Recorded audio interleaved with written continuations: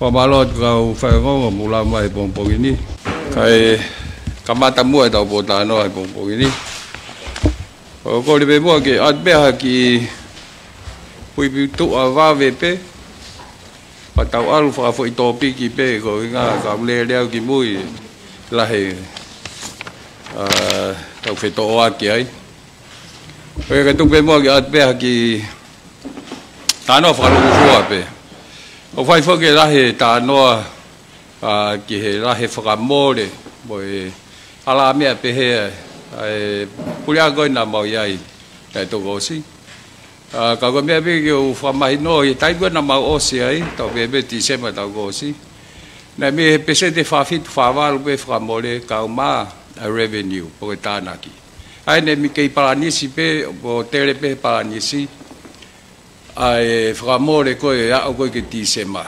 hange pe un boi loi ka ue taha na se no budget paranis o skoe mahina no ki ti sema o kei tu le rei pe ki guideline pe koe whakatoka mai koe ke alfa taha pe ai whakamore pe moe tānaki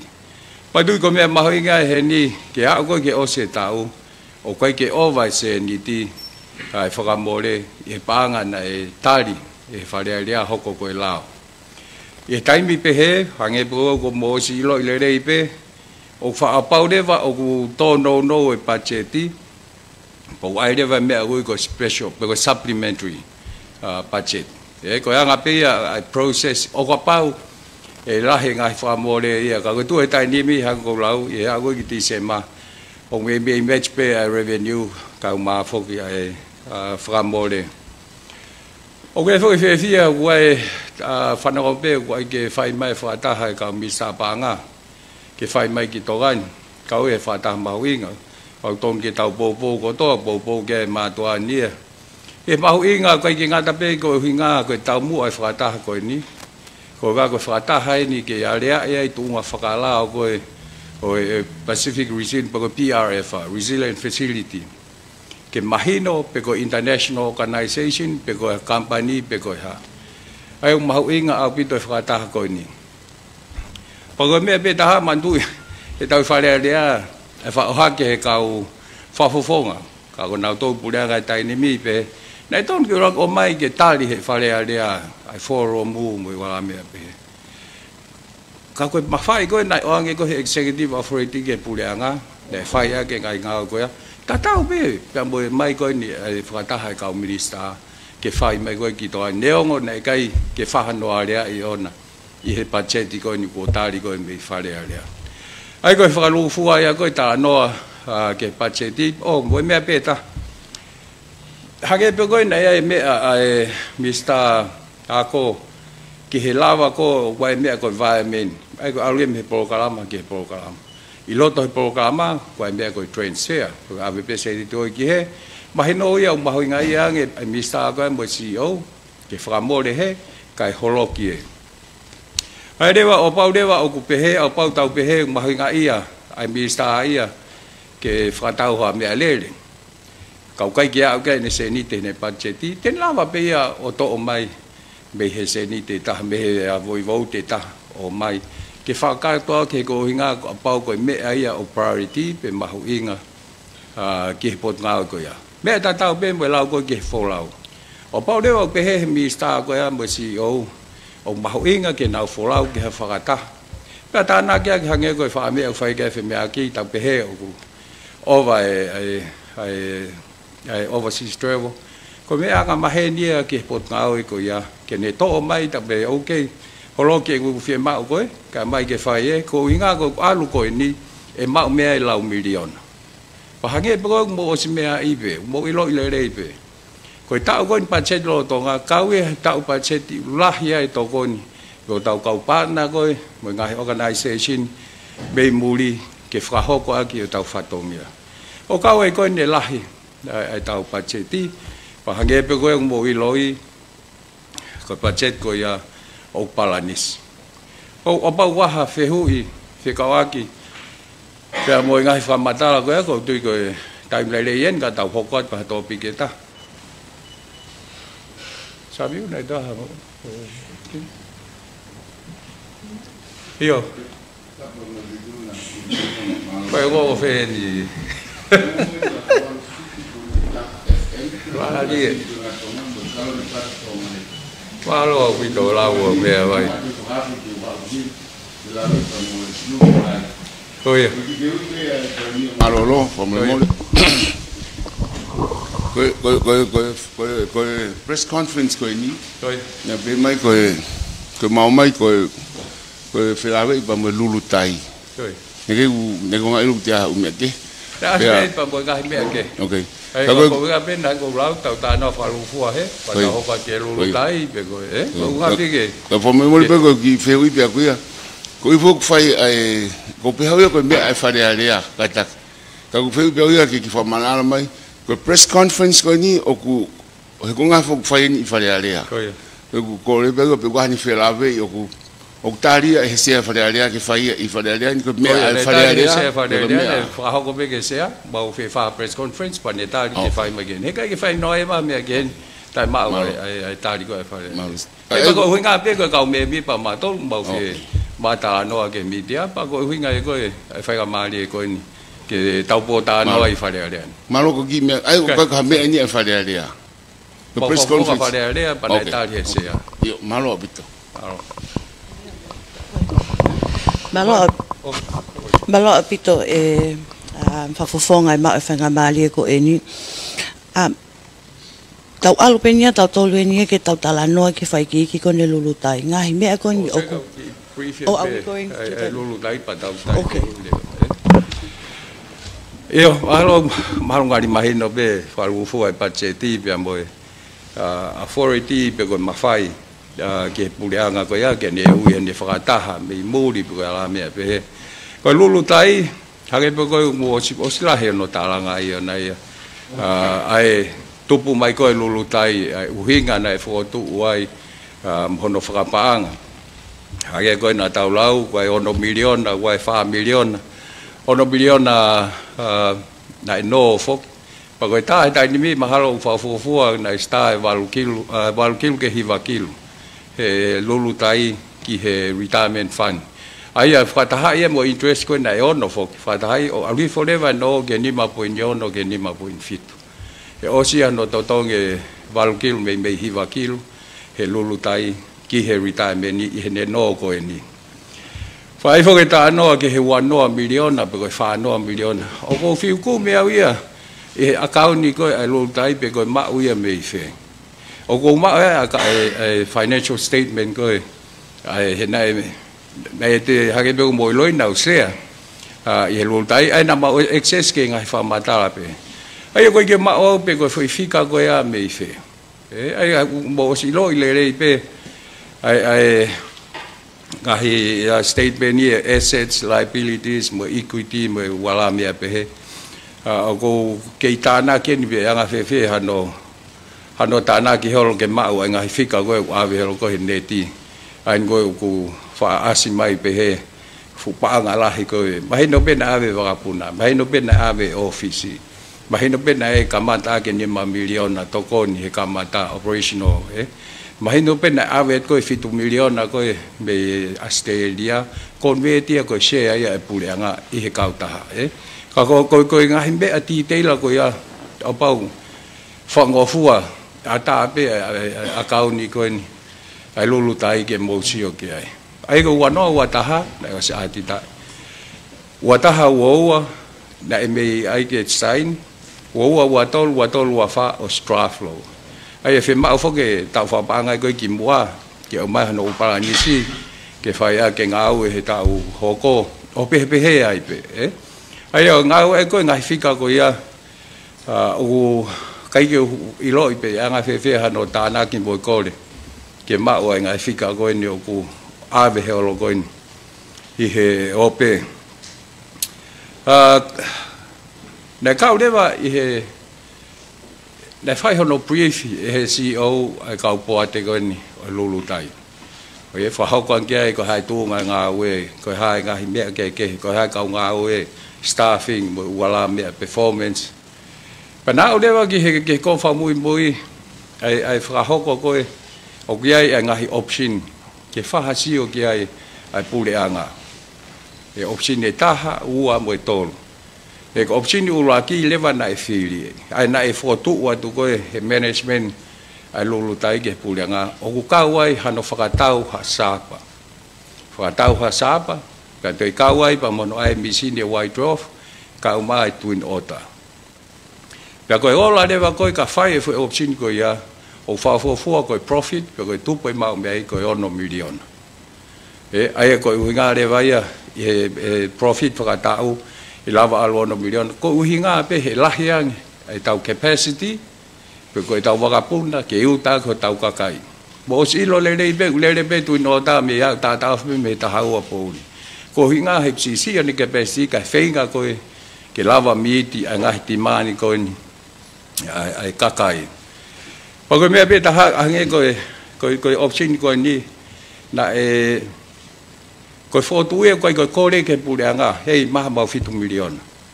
ko foto ke no ai 7 million he ko uhinga he ma ko panga ko generate ko tupu me ai lava ano pia ta ai no ko ia ai ko 7 million ai ko na no dai kai ke pe atia maha mau grant 7 million pe hat be mo tani mo ai ni he ko was fai nga we mo PSP ke o mai 7 million na ke fai ke nga we e ko fa ton be na pe o kore ke ma ha to ko ni mo me ikai na ai ke no ke ma mai sei ko ya ke fa ya ke nga o ai fo fe ho pe ko ha me ko ke to no ai pe me he retirement fund ko mo ni o na nau ki kai ke nau fu fa ka e fo option ko fu la he lau la ko ne tau lau e ko ya me pa ga retirement fund ne o we process ya o fai e retirement fund hono wakai e investment ko to ape kai to glava tali pa ko tu pe mo si lo pe mo si lau ai lau ko retirement fund ko to ko tolu me puleanga to ko tolu fa fufonga ai ka nga fa puleanga pa ko ngai to ni pe pau ke ai to ko wa ya be ka fa fufonga ka kai pau ke nau tali e nau to o kai ke pe ya fo tolu pe puleanga alu ya ikai ko uhinga pe ke mai interest pe ko fie ma ko ai kau nga fa puleanga ke kau mo ya hano area hanga himea o pau ke fa fai tu on yai e ai ko process ya wai me na investment committee na si o ki ai ha nga return mo wala me pe he to ko ha ka leva ke poate na to fai tu ni leva kau he me he ni ke mo fa to nga i about mo wa fa mali ke bo si o ki he financial account ai lolu tai ko ratio fa ui ko debt to equity ko gearing ratio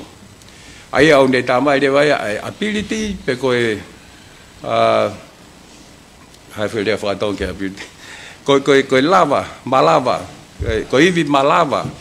o kauta ha ke ne hanga o totongi and the liability pe ko ne ngai mo ua ai ki mui ni mai ko gearing ratio ai lulu tai o ku he wa sisi yang he point ni ma ai ko uhinga sisi yang ko point ni ma o ku lahi ano ai equity ke lava kava aki ngai mo ua ko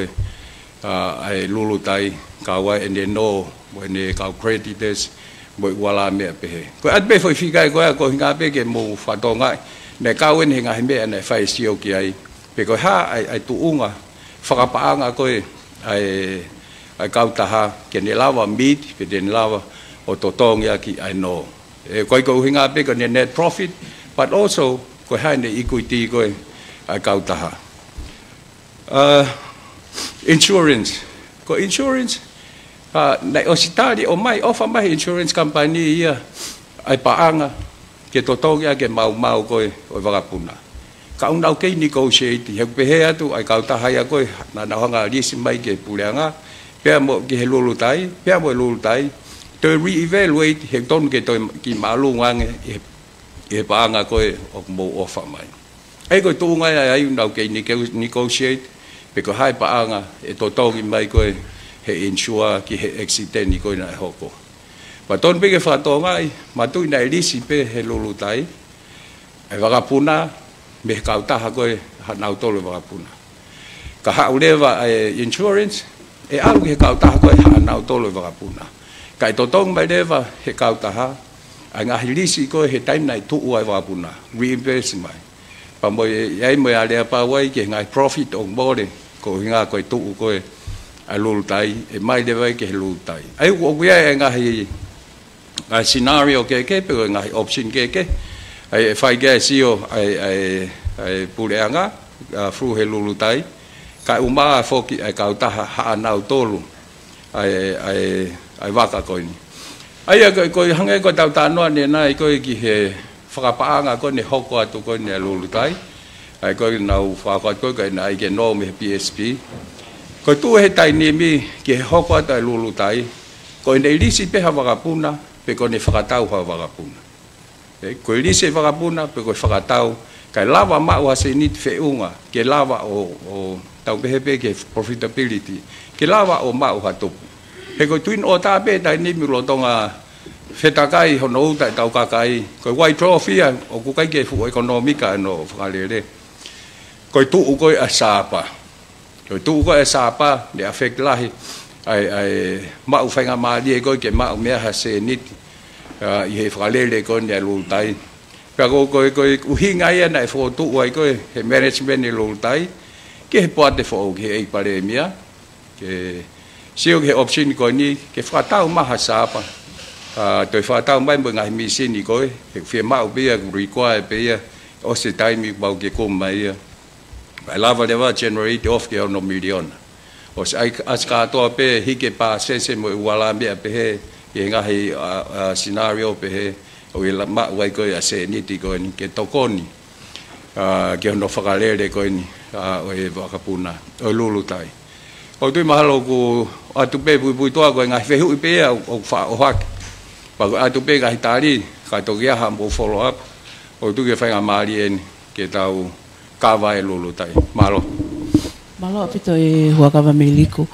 ko nga ko e pule anga ko no ha ko he tai mini me ko nga hi whakamatala na tuku mai ki toa. Kano mui ko taim ko na mo i pule anga ai wa upe ke ngai whime aki ko he whale alea. Nei si ipe ke whahano tari hanga hi whehui whilawe i pia mo lulu tai o alua e whakaukau ko nga ko e kautaha mo ngahi mea pehe. Ka kutoko ome ngahi whakamatala hi he ahoni hangi o kutau wakai ko ki ai. Ka kuhinga peko hae uhinga mea na mo pehe ai o ton peke malu e u whakamatala ke o e tuku mai o ska ko kautaha i pule anga. Alo, tu be ki Italia be ka to kon mai be o fa o koi ko be ko to o hake. Ako se wa fe wa tolu. Nai o atu ai me lulu tai ai fa matala fe ka wa ki mo no to tongi. O ono po ni wa miliona ko ki tuin ota. O asbe miniti pa de moto ge. Pe hoko mai hange po mo iloi na alwe vote of no confidence. Na alia to ka be mo he vote fa muy ai ko nga pe ke ka le nai kai ke pe he ko to ko ha ke na asia to ai pa ngai 1 miliona to tongi he pa ngai on pe fa po niwa to tongi he ko hinga ko ma hinga oi va ka ko ono po niwa ai ko hinga pe ku ya o ko tongi ta no ye ni pa even ki mu ai he rock for to ko oi lulu tai he wa fe wano na fai be fe me aki ki ai ko hinga be mahalo ke asi ti tela ko ni ko o hake ngai fa matala o mau pe he o ton ke fa ton pe fa mala ala o ke ti tela pe ni ko be ta ha nge ko la ko company o anti companies act o ke ngai me confidential hange ko ngai ale pau o kai ke commercially sensitive o confidential fe ma uia ke ta li ka ta ai ko ngai fa matala ko atu hange ko ngo audited account mo mea ko ha ko tu ya o ko ha me ai ke ya ko commercially sensitive ngai fika ko wat pe ka ko hanga he ale pa uia ki he me fa technical mo mea o ko ke loto ke supplier ia ke tau pe ke tu nge mai ki tu ko hinga ko ne competitors we ka ta mau na fe ahi e ton be ke fa hasio ki ai pe lava tu mai pe kai hier ko na mea i start on ko ki he ki he ngā he business e pure anga. Ko e whiria nani whawhaonga i koe he mea nani pe he o kei whiu whenga ke neanga mahino i pe koe haka uhinga nā mou nofo ai he ki waka koe ngone whakatau mai koe nina i pe. O ku pakua uke ke madoro ngi ka whengo koe ke mawhu mahino i koe hae ne uhinga. Ai ka koe kakapau te mau whakauhinga i whakakau whaiongo te mau pehe uke ki mea ki whaike he whakatau nai whai. Ai ka koe ni wharea. O whiwan whakaukau i pako hae mea nā mousi ofa uai he ki tuino tāga kai ai hawaka he taha. O pate mo ki kukolo ia tu. O koe tuino tāga kau e kai waka reliable. Ngau e ki whisi haa moa o Kiribati ko Kailan. Ai o kukai ko hawaka ia hange ko ni ko ia pe taha e Pasifiki. It's a very popular tau pehe ko ngai waka ulahi ngau e ko ngā ko ne whalalaanga mo ala mea pehe. Ai koe whaunga whakatau na e pehe ni. Tau komi lewa ha agent ke ne hanga whakasio hawaka au tau mo i tau whia mau. Tau whia mau ha mea au ku si hono cost, hono operational cost. Ko unga pe ke maa tau se nit. O ku wahano le koti o ku malu pe ku hao. Pa wahano le koti whaingo fua ke ako e kau pailate ke ai. He kone mai ko ia wai kau pailate fisi, Kiribati ko mea. O pau ku whia mau te tawala o mai hataha mea. Ka maha makapuna ia ku kehe au pito. Ko fiu kumbia pe mau me fe ke kau engineer pa mo kau pailate pe e nai nga efekta pe a vele wa ke kau ta ko kau ta u ko veiling mo tong se bi ga pa na tu go le wa fakasio ho o tong mau ko ai vaka pa mo price ko na fai ai ta no filo to ki ai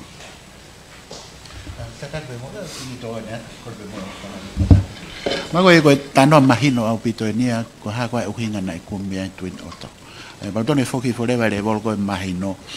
Ko kata fangi fonua iki, au kai ke lala fe na ngai malai ba puna go tano en yang ko hapai ko niua. Ko fangi wa kai ni o firma o ke na puna ki ai. Ko hi o ku do no wange eria pe ko lo ate na lava punai, pe te na lava to ai. Ko me ko mau ingai ko tu no to ta le fito fangi fonua ikon ko Pasifiki. Ko me na no fo ai pe ko e fa kau ia ke no I havaka tene lava se vesi ai otomotu o tongani malo apito ma whenga mali koe uhinga foki ai hoko koe ni ai whakatau I tuin ota ma ke hange ngai issue ko ia o hange koe ni ai uhinga koe na mo whakatau ai ka koe uhinga koe mau e sapa ko hai lewa o toton kene maintenance ai tuunga ko ia hena e mau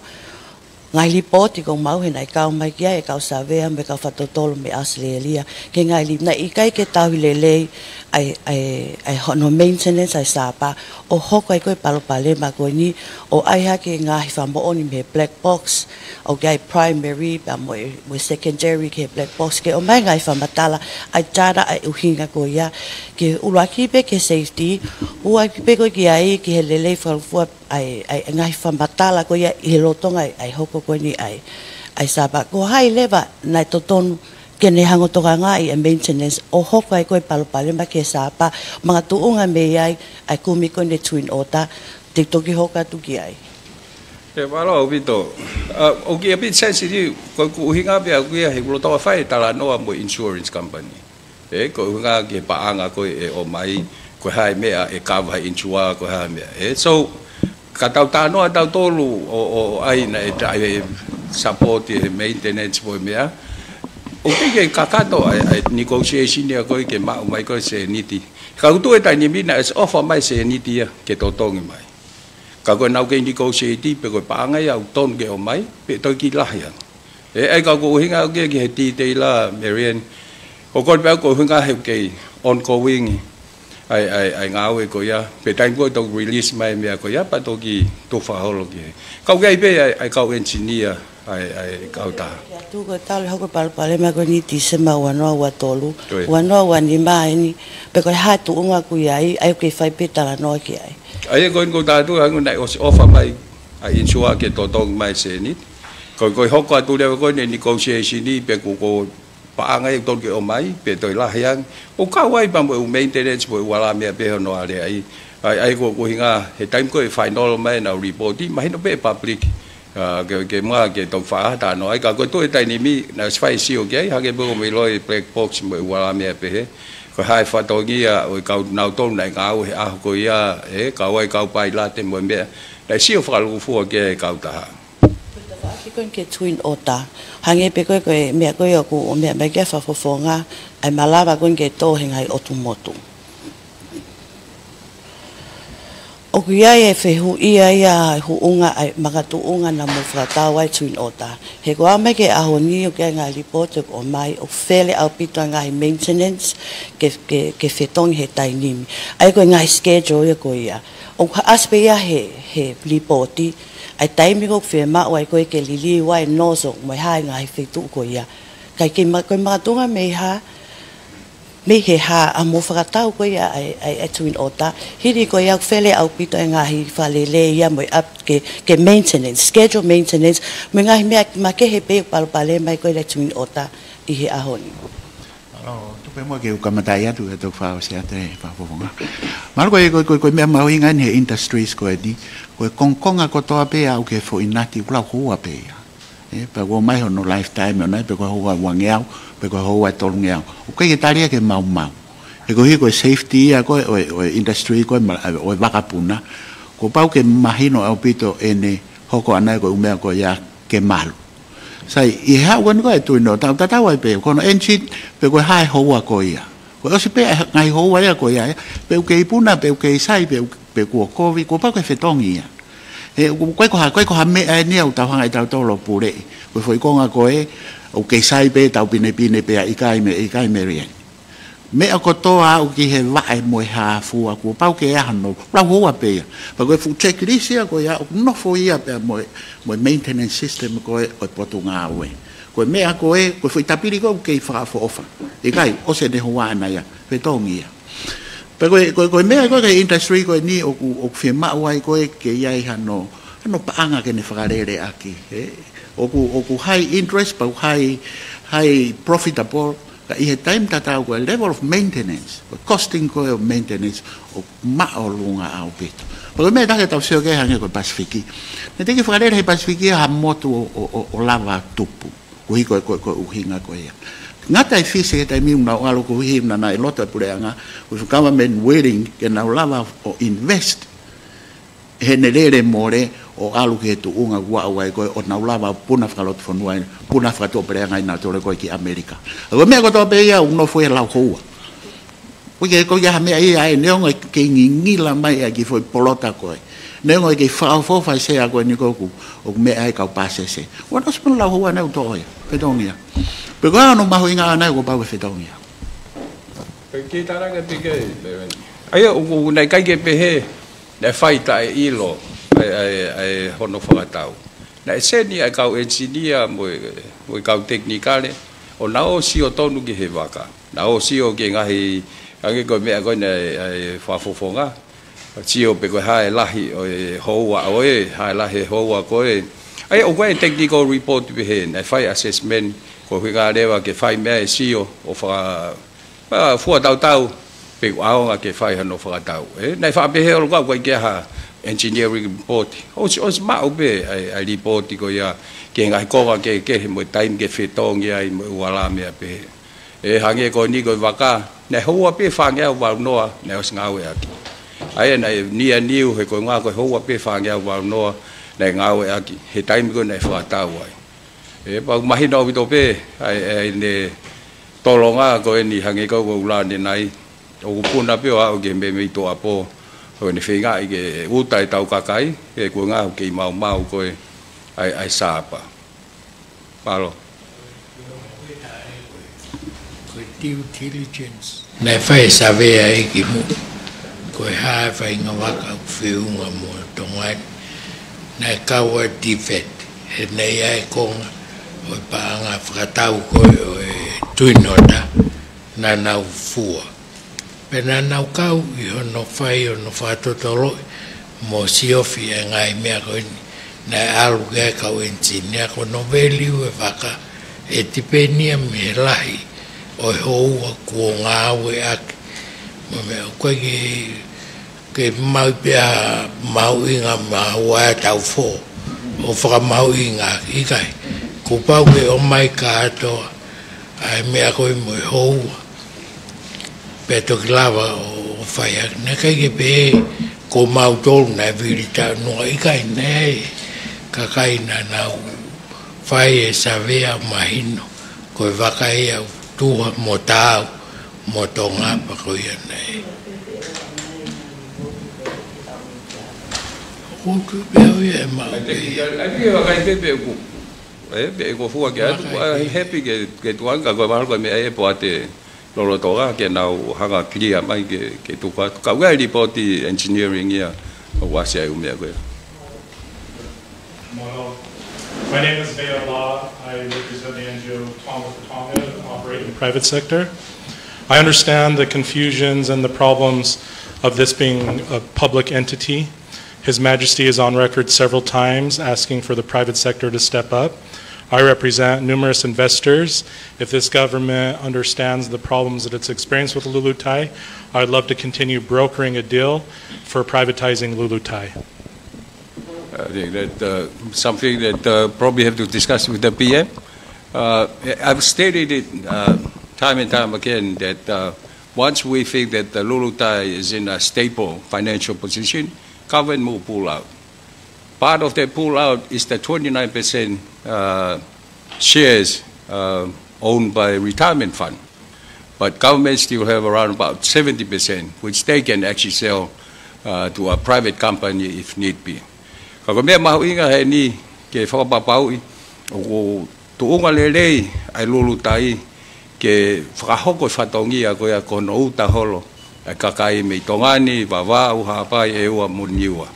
But I think it's a great idea to actually have a look at the possibility of privatizing, whether it's government selling all its shares or some of it. Koe kato he Pacific. In all Pacific countries, ko nau airline o giai pe fa ai ko ngai o own he puleanga ko hinga pe ko critical ai fatongia ko ya ke hono uta holo ko o tau ka inga hinga hi otumotu Fiji Airways, even New Zealand Airways, New Zealand Airlines ko Hamoa Kiribati Nauru o giai mau pe ai interest ko share ai puleanga ko hinga pe. It's a critical service ki kakai. Ka koi go hingai can offer pe ko puleanga, but you can actually sell some of the shares to a private sector too. At 10 a.m. this morning, we met with the Honorable Prime Minister and we discussed the strategy of Tonga for Tonga's 50-year development plan. In that discussion, we did discuss scenarios where Tonga for Tonga would need to partner with the government on joint development programs. So we as the private sector look forward to be able to unifying this discussion, relieving the people of Tonga this burden of public enterprise and achieving success through the private sector. Thank you. I think it's a great idea. I mean, it's basically pushing this PPP type of arrangement where the public sector partner up with the private sector. And I fully support it, and hopefully the Prime Minister will bring it to the House or to Parliament so we can actually discuss how we can move forward with it. Malo Peter Marco. Babu kai toki. O hape patapu. Ko ki feu I pe kia. Taim kona mo wanga yo take over Lulutai e wanoa wataha December pe of kiai. Ko feu pe ia pe mo ma una fika. Ko hai mo ua e Lulutai he taimi ko ia nani o ia panke be ka fitu ka hoka tu fio noa. Dai o tu da o sia e mo ta no na to fano be press conference ai lahi mo ua ko I hono ko he taimi ko nai alwa ko ke Lulutai. E dai o si me a pe ke pare mia ka o tu da ko ga fika ko na so ha ke press conference. Ai ko taimi ko nai te ko wa he puleanga lewa nai ave lewa se niti.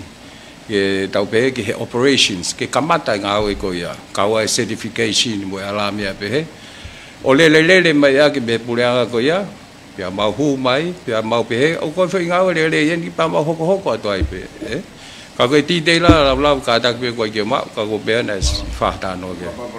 ai mahino le nei ka ki ai hamo o ia I time ko ia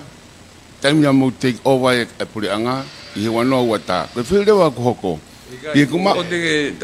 ai mami ana ga geule to aki. Nau ta tu na mo sta no ia press conference ki mo ai nga hi mo wa ko ge ma ya ge ko ge na ko fa matal ge. Ka ko higa na ga ge pe he to ia na ga ga mo wa. Ko me ia mo fo press conference ki mo mo to ki sio ki ai pe ko ha. Kadai ko me mo me ko ui fo ko na o ha ke ta me me kabinete pe heni o i kai ki ha tupu ia hono whakalere whakalot whanua o hawa kapuna e Pasifiki. Ko poini, ko Tahiti niu, o ku hao hawa e nau tupu nau Alpha International. Ko Fisi, o ku hao hawa mo e nau tupu.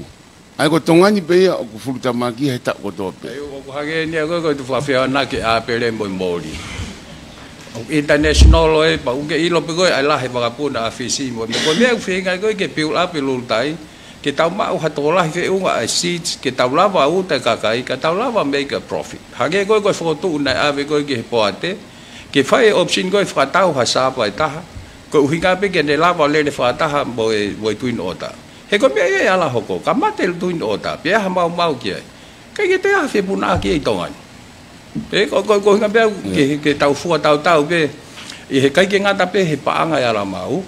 ka ko service u fi mau ki tau fa hoko maho tau kakai. Ko ki mu ke mu ai. Ko ne te ko ke we fe mai ke me na le ki mu. E ma ko ngala hi ko hinga ko ma ko ngala hi nga hi line ko Pacific na na ka mata mo le pe. Pe na wa loi ke tu nga ka ko ka ko e pure anga ki ai o ka hono invest ai fleet ko nga hi va puna ko ke na fe puna aki. Ma me ko na hinga ki ai. Ko hi ke quote e ba wai pe fa ton no atu ko hi ke mahino pe te mena o ngake o tari pe e ango Tahiti niu na more pa ta o ngo furu be Fiji Airways hospital ngo furu na makape na to ke ko fa osi pe e tonu nai e fe hu ko ni o off nai e fa to tolo pe a ku e te au pe mo ngai fu to hi ko ni ko fe o off e ni tani ma miliona ai mo ua o lulu tai e ni au mai mo minute ko ni e tonu nai pe off ki ai ni pa point fit ka mo to ki pe to hu mai ko no ko ni pa he tai ni mi ko me ko ki kamata now excuse you now recuse myself me ki me ngau ko ya for personal reason pe na ko hinga ke o ha ke pe ngai fika ko ya he na ia task force na fai na si o ki ai ka ko tu he tai ni mi ko no pe ta ai lulu tai ai ko me retirement fund e na ono million ka holo i pe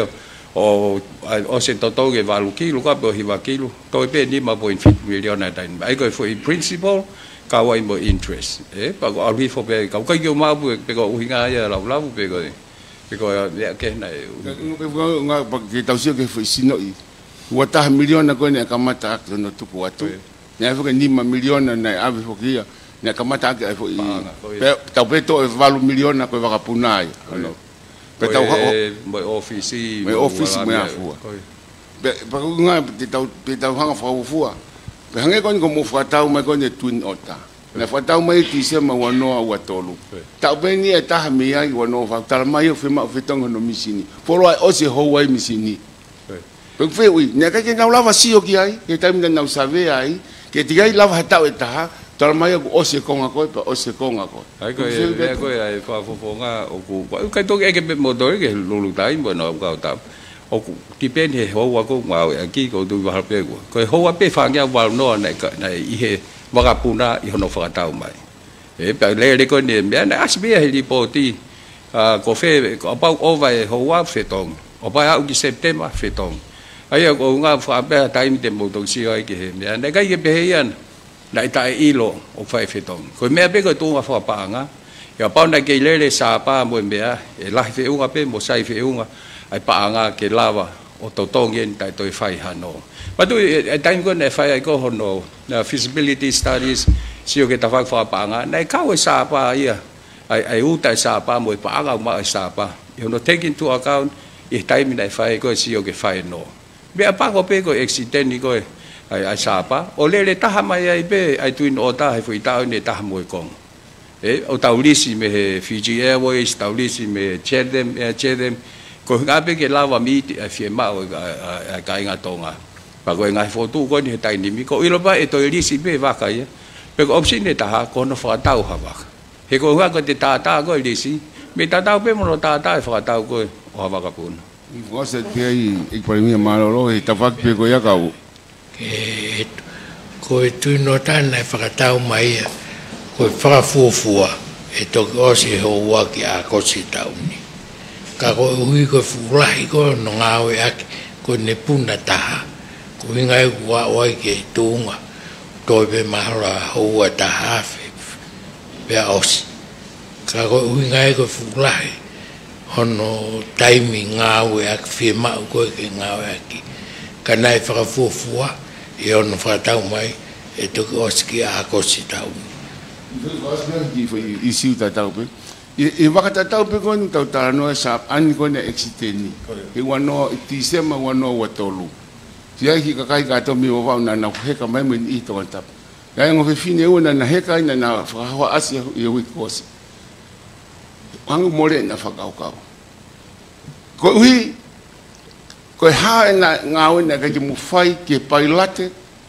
na talangata hina to ton ke o e puna waka mi ha pai na ha ki ai palpare mai waka ka vilita pe ke ha go to ki lo ka pun o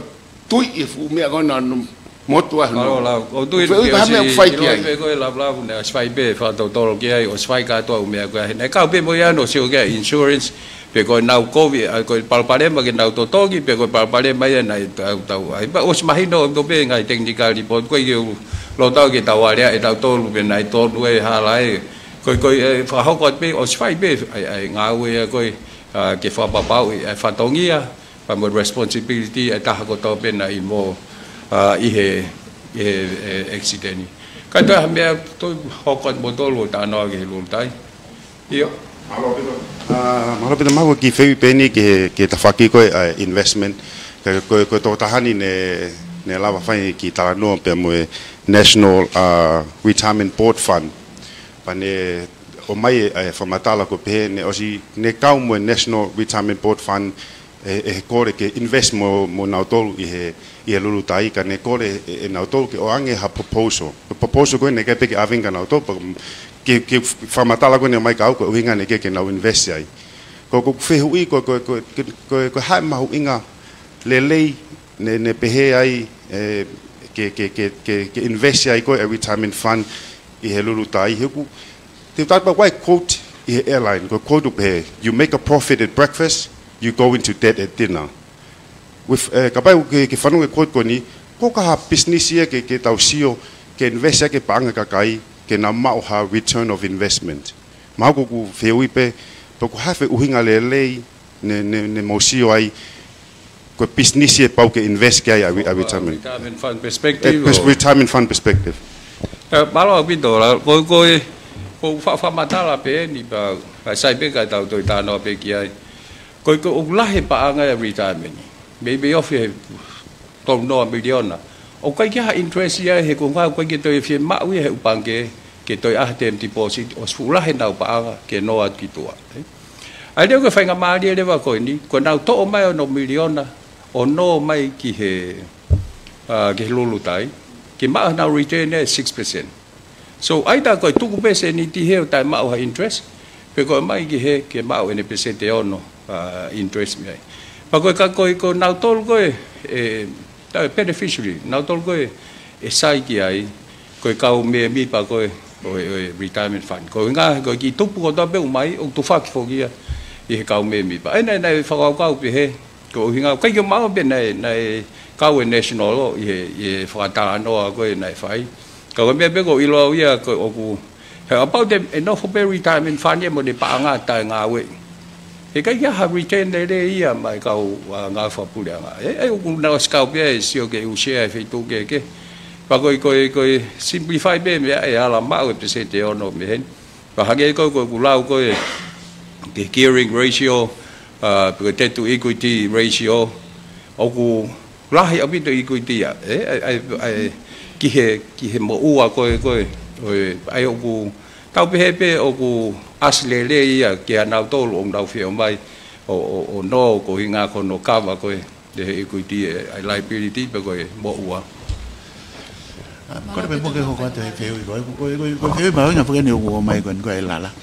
coi tụi bố à phí mấy bạn bây giờ có phải ta này cái phí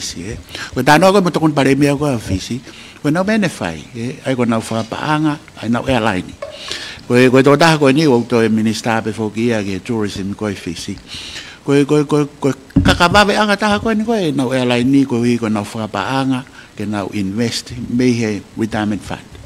anh có mẹ con này mẹ dạy bà đề mía rồi phụ bá ngào cũng nó phụ phụ đàng á mà lo coi bá ngào cũng nó phụ ihe phụ đàng á cái phải ngà business plan nhiều cái mấy phải cái bá ngào coi đi thì tao aveo invest phải tụ cái bao cái đó mà choose cái office cái nào choose cái aveo bá ngào coi đi cái hiki cái nào airline chứ mẹ có coi office của office pun hàng tao nó cái San Francisco ko tala siene tai min ko nawa na tol ke e ko hi ko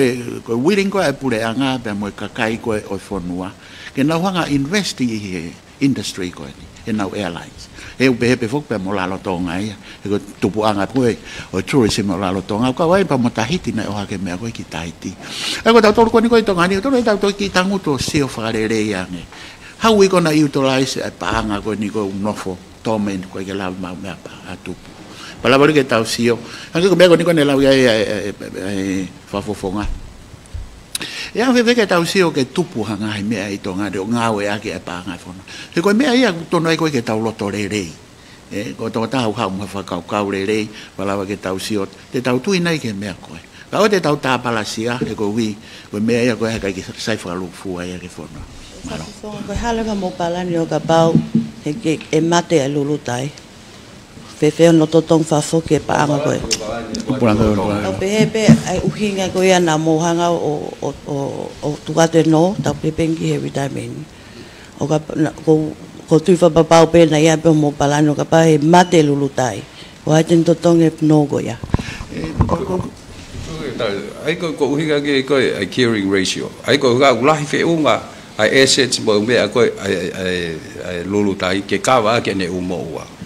because vagapuna because property what I go low mahalo point ni mai tai nim normally overhead taha still okay I go wing I lai fe u I equity because pa nga ko pe ko koloa ai ka taha ke ne ala ka va aki ne mo wa Ela vai gito ne da Mariani landa taupe ko airline ni fokia ne ko ele mo le ia ko investor pure anga ko no benefit o nai ko repair fe tuke o repair he tourism sector pa ko me ko ke tono ai ko ia ke tamate i ha airline ya fonua pa ko me ton ke no foi pure anga fa pa ko me ko ia o mo ui ma ko ne ko le mo pure anga e ko i ka ta be ko ratio ko o mo le pure anga ki he profit ko i tu ia u la la ya nge pa ton le ke to he ko ka ko private sector e mo ui private sector e ko airline pa ko pa le wa ke ha fe tu ke kalo se fai ko decision ne pa le mia pa mo pure anga time ko ya ko pa ke kalo se fai e pure anga ka mo ui ai tourism industry mai do me ai ko uhinga o ke to ta hai investa ya o ko healthy enough pe lu dai ko hinga la he ni ko lo malu ya ene rope ne no fai dia hagi ko tu ko tai ni mi apa fie ma o fitu million na ko di ke fa tawa ka vagapuna mo wala me pe ela vai ka ta ha ya fa tawa ta ko ngai ne sia hagi ko la private sector e ko ga ke ma mai me pa anga ko nga ia o ne pa anga ko ke fai ya ke nga o ko ni ke fa tawa vagapuna ko mi sin di ko la me pe ka fie ma o ya ka tu o lu twin o ta tai ni pal pale ma bu do fe follow aki e tai ni fie ma o ha ka ta ke nau tolo a ke ai white draw o fai ai pe foke pa ma ke white draw ko uhinga pe ke hoko pe service o provide ke kai nga tonga I he o tu motu fa sia pe me a fe ka me lurutai ka te ha me te toi fe tu ta ka pe ka moto ka taki ke fra tonton mai nge ni ai hulunga ko ia ai pa anga no totong ko tuin ota e ngai lipoti ko ni o ko mau ka ko fe mau fo ke fa tonton mai $1 million USD ki tu pai fa po ne wani 1 miliona Bank of America ka pehe foke ngahi ai paanga e taha po 1 miliona Australia ki hono fix ko ni ai ngai mama ko ni lulu tai ai ko ono po ni 1 miliona ai mau inga ko vaka e vaka to na block transfer for 1 miliona ba mo ke te fehu i we te ya ke kata i ko ha u hinga o ku avia ye ngai to tongo ni ki tu pai mo Bank of America ko ka na o mai ai ve le ya u la pe he o a lu ga fe tu kana ave foi famada ga ni ki he fa le o ta te upe nga ka ne alo ko ha ke mahino na transfer se ni ti ko pe me ni a ko ono po ni ma pono po ni 1 miliona ko na fe ma ai ase to ti te la mo umbe ko to ko ya na alu o stepile e fa le i a ko se wa fe wa tolu ai pe ben ko na ke la ko ki ai dai ai u me ai u fa mo le ki mui hange ko no a ko i ka pai la te ki tu in ota ma du e time ko ya na tau sa pa pe mo white drove ka pau ke te recertify ai ka pai la te ko ya ka na lava o puna e tu in ota ai ngai fa mo le ko ya na to ta na me ki mui ai nei wa lo mo to kon ma Australia ke na fai na to ai u fa mo le ko no a ko e tau ka pai la te ka flight attendant o pau ka nga we ko ni wa i malae ke lava o toi hoko atu ai nga we ko ya ihe wa puna fo ko tu no da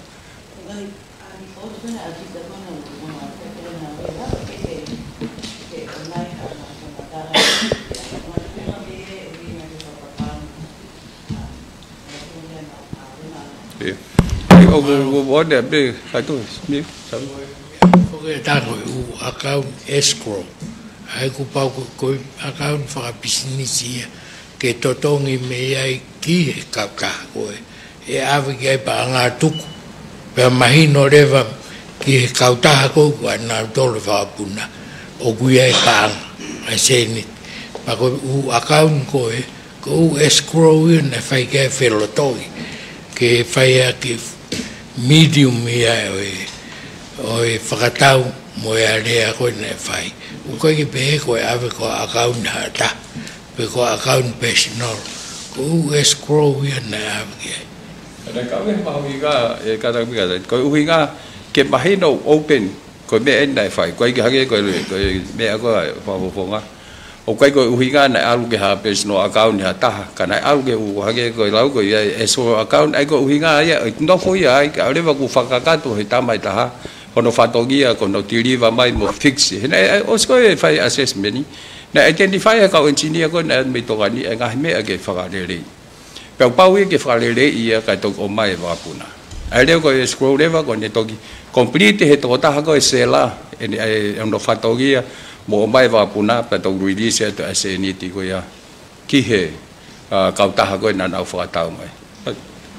mai no apito ko e whainga business ko ni ko e whakamore lahi fia mau e pangalahi e ki ai pe hange pe ko ni ko hake ngahi fika ko ni ko e wana tahi wa e na to o ko he pure anga makatunga he ngai uhinga lele au pito pe e me private sector ko e ngahi whatotolo e ngai whamatala ko hange ko e anu sila na e taimi na mi mate e anu sila pe ala mai lewe pure anga o na whanonga whataha mo e anu sila ai ko kake ai maha pe hebe mangahi e lain kehe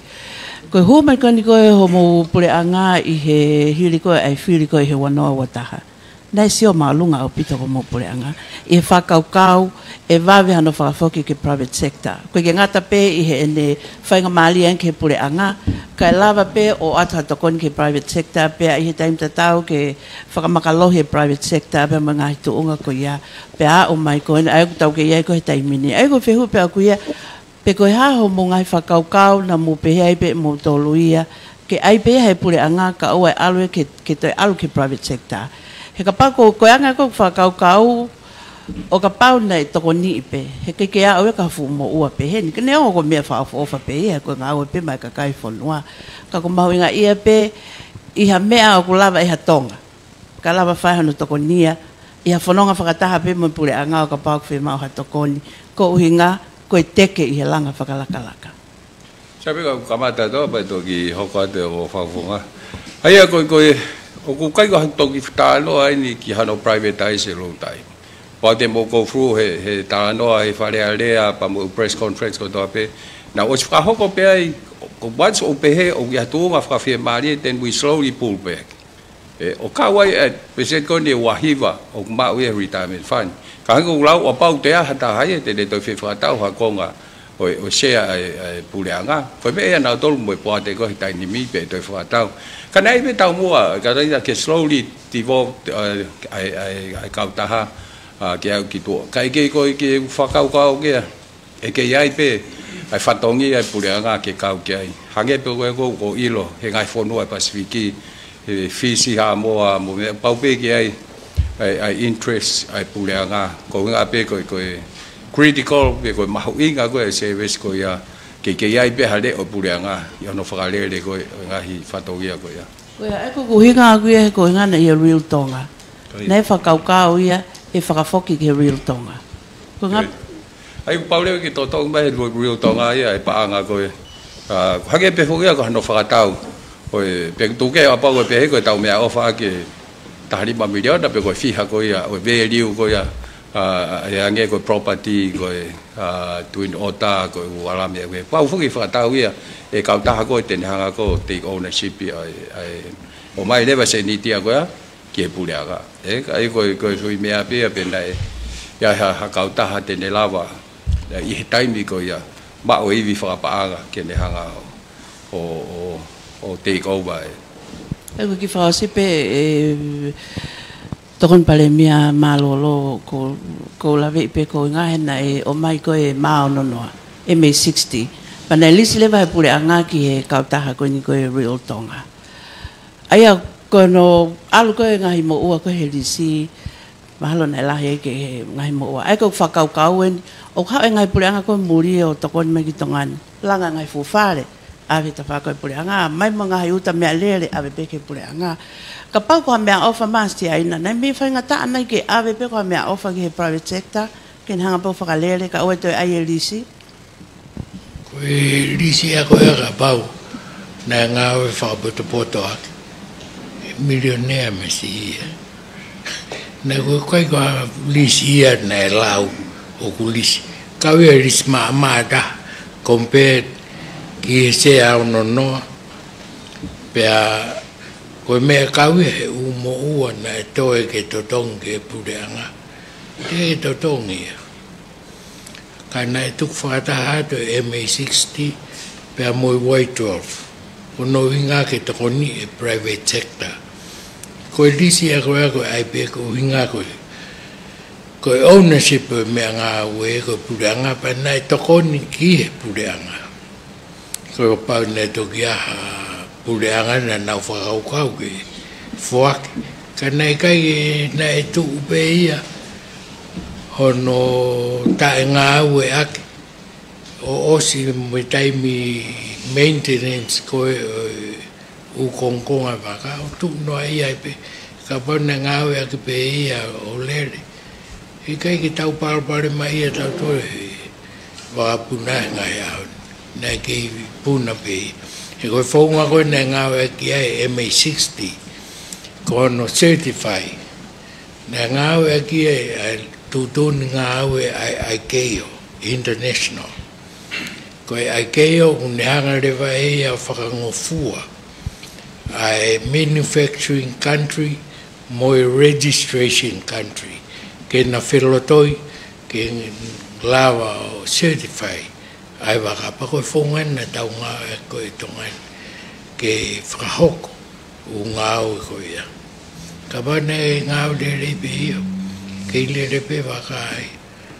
ke sai be ko ke par pare pa ya ne ko ya ka na ma nga o ya ai te be ko au na nga ya ai tu hi va fit wono no ai keo ne whakaatai ko ike toko ni ngai ki whangi whanua whalakalaka nge koe kotongan. Kataki koe whehui pepe koe haimene hoko ki o munga ue ke whakakawe lulutai koe business pureanga. Ngā ue ki ono whakakawe lulutai ke business pureanga. Hele, nai tāli no vema. Nai matu ne wana mo whanau behe le tio nai ai whotu uke liri we lao kai kawa ai lu tai he business e pura Panama tano dia apa we pare mi a ho ku ta ke tu we ma to ke whakakau I schedule ko public enterprise. Pana ta le cabinet ia ke ave ai lulu tai ho ko public enterprise space I he lao lo tonga. He lao lo tonga pe he mai tu ton pe cabinet ka li we schedule. Ai le ma tu ni ke tanaki ai lulu tai ke schedule ko lisi ko u kautaha business e puleanga. Pan FI tu ka yo mau ke te ka run ba November. Ai ke unga ke alu. Ka we fa fiki ke pe he ke to fe mau ke ha ke fa le ani. Pe ko na FI tu kana mau si tu de puleanga ya.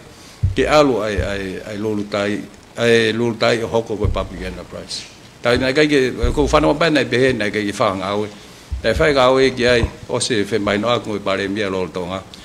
Te FI ngau ke avi ke ai ko hinga pe ke mahino o mai na uli poti ko ya me fufu transparency ke o mai ko hage pe he ya ko kai ke mai ko ke he business pule nga pa be wa me fufu ai nai ta li be cabinet ya io ave ko public enterprise ta li cabinet ko ho ko atu ke fa si o fa la o ya pe e to fi ma o ke ha o ki fa le an ke amen ya schedule pe na te mea pe taha mau press conference o pe he na te talu me he no fotuka ne lulutai he wana ne te eki pe ke whakahu maha whamatala whakatau ke ngahi operations ki whalearea. Wanoa wataha na tali o si atita e akaun ko ya. Wanoa wataha. Pe draft lewa wataha wo watolu wafa. Aya uoku mawe ke hoka te ngawe atita ke. E ka kosi na audited akaun de wanoa wataha. Ki hao te ki whehui ni ka tak. Ko ki whehui be whekau aki mono whakatau koe tuin ota. Pena e toi ai ha option ni kehe me he wakapuna koe ni pe koe wakapuna pe e tahana mo ngā ui ki ai. Mana tu koe whatoton mai be o whawhonga. Koe recommended plane via nei o mai koe he kautaha. Hake o koe whoki o kautaha unau lawa unau iloi. Ai ka he market ko he wapuna ai nei fai le whakawharara te nao o wakai pe koe hae ai opsinu whe mau peisi e he whe mau ko atonga ni pe au mai koe whai ai a lea pe a awai ke price koe ono poi ni wani ma miliona hoko tu pe ai ka taku hoko wa meiri koe ne lahi ho mo whe mea aki o pe he koe uhinga na e huai pure anga o whakotu e lulu tai koe uhinga koe mo ua whakapaanga o e tau pe he pe koe real tonga. Ko press conference whakamui na tina ia me pure anga lolotonga o ku whakatatau ke he lisi o ngahi mo ua he public account de pure anga o koe kia ha mo ua ia rirutonga io nei fai foke nei task force koe paremia lolotonga nei se ai hona ue kau CEO o technicali ai na kai ke kau a cabinet ai kai tuku ke nau CEO fa technical ki he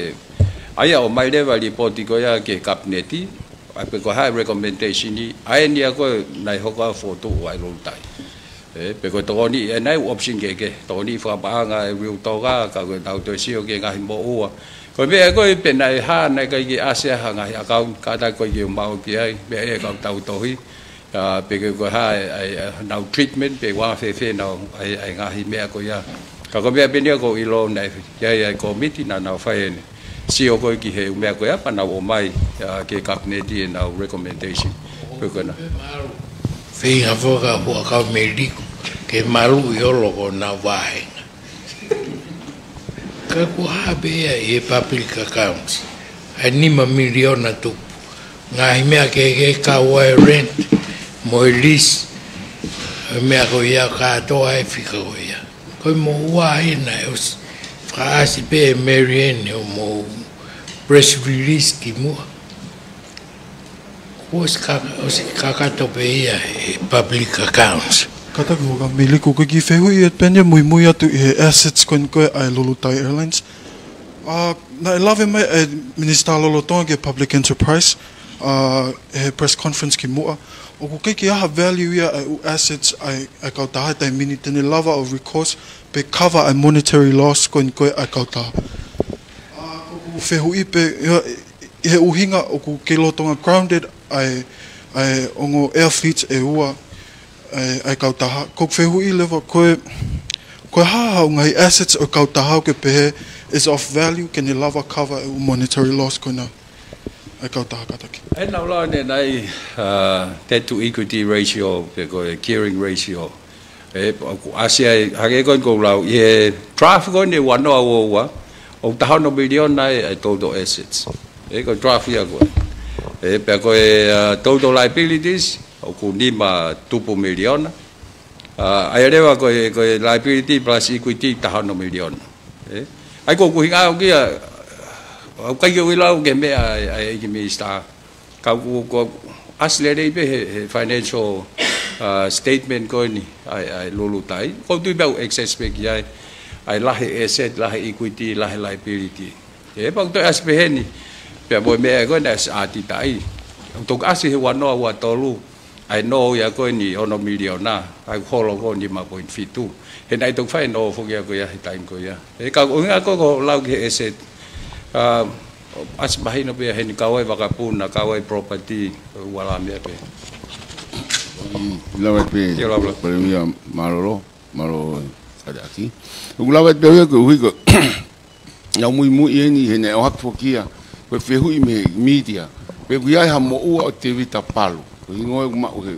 ki me pa ko na tarika e premia mana tu aku e muy gonu fai io o ku ke ko ni ma ye ko ni tari ko ni ma ye pe te fai fi hui he wiki ko si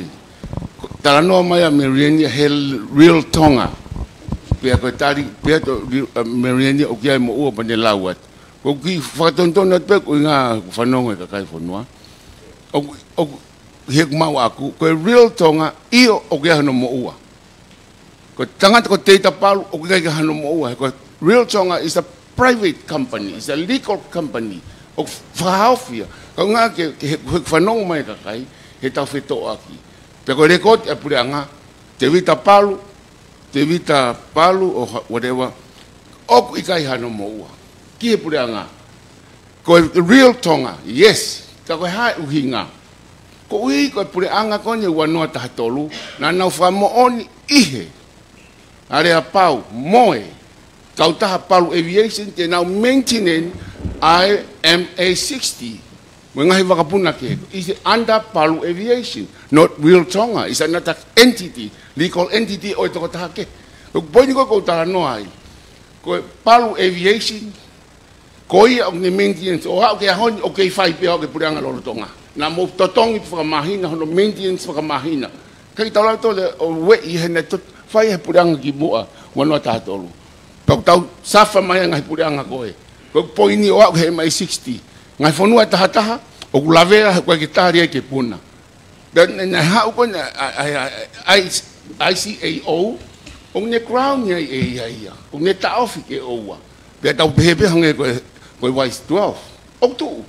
sharp o tu ko fi o lava ke puna ikai he ko e paso ta ha mo ko poni ko ta noa malo me va puna fo na mo hanga o mai o ke mo ia va ko ne ka mate ka kai ka fa malo ta mo e va puna ke ta mo ia ke mo fia lu ka ke ngai va puna ka to ko ni o tu ihe me o ka ke ta lava mapure MI 60 tu sharp exiteni tu white 12 tu malo mo twin ota haleluya ke maulava algu baba ai ke ko ta me ta to so ke me ko vi ka ke ta so me le ko poni ko ta no ki ai ke mo na tonga ta prasia mau hala ka ko rekodi ko mau pa wa ta maatita itonga ni ta mai o asi ya rekodi pre ngam tu ife ko point ko ki fe la fok ba lo tai sa me mo ga ta ho ko mo ki mo ke ko no fo pe lu tai pe ko fo ka fe hu ya issue ke lu tai pe ha ta ni ko e ke pa ko fe hu ya ke minister malolo ke moi ya 17 e issue ko ya palpalema ko ya halapure anga ko folo mai ko ne ha ko ne ngahi o mo o se lo dai pe te ha veo na se ka ke tu e sai be bele ka ko to se be lo dai be ta o no ki hala pe o be na ki to ko si sai be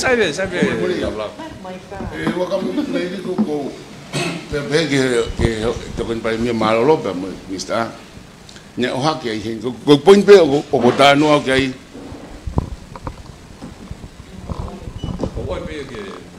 ke TV ko pa ma ko ni hoko ye fe folat pa puna fa lokolo fa fo no pe ta to ni ko fu pa ma motu ai ko osi o vai he ta mal fang fu tu ko fe hu pe ke fe tuna ko ke me a he sea a ko ta onde tolu ko hane u hinga ne kai ki fo mo ke fa ka va he ko osi me le le pe ko pe be ta mo to kon pare mia me fa pa ko poini he kai pe lava o fralele fralot fonua hava ka puna domestiki he fonua ko ni pe tupu ta tau pe ko ha pule anga ha porque ha hona poto he kai pe lava he ko stala me historia me tau le tau ko mata ga kai oua ko tau fa pipiki ai puna fa pule anga ki he domestiki ko ne to osia ke lava a tikite fa pule anga o ne kava al more oktu he fa loto fonua o me ai vitu ka ku foi ko hana tuaia ku foi pe hana tuaia ho ala ki foi me aku foi hanga tama ki tongani foi mo ke ala foi to ka puna ai fa puna fa tua pule ang bo de pito lavo fa ta no ye ta fa akila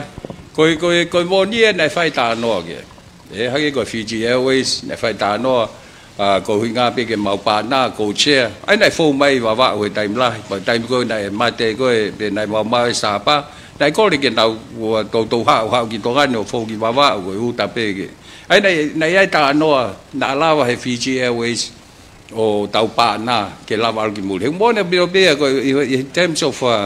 ke la hi ko ka pa se mo wala me pe he ke ma wa ki se ni ti u fe ma ke ta un no atu ke regional airline ai này cô pháo có mấy mà bữa sen mà hình này ua đại hết mùi cao ta international ta rồi ta nó và mùi lù tay nào la và ở họ có ngay tiền nào phá ở coi ai market đi tông à kim mùi ai ông phải biết ta nó là còn tí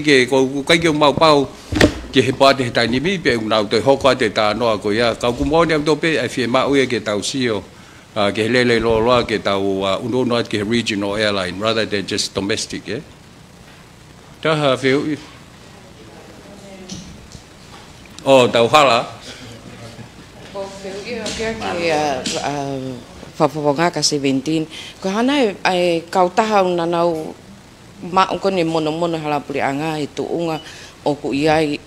ko tu ka hala puli anga ngawe ake to ta ko to ape he fonua ai osipe mono hau pe foi uha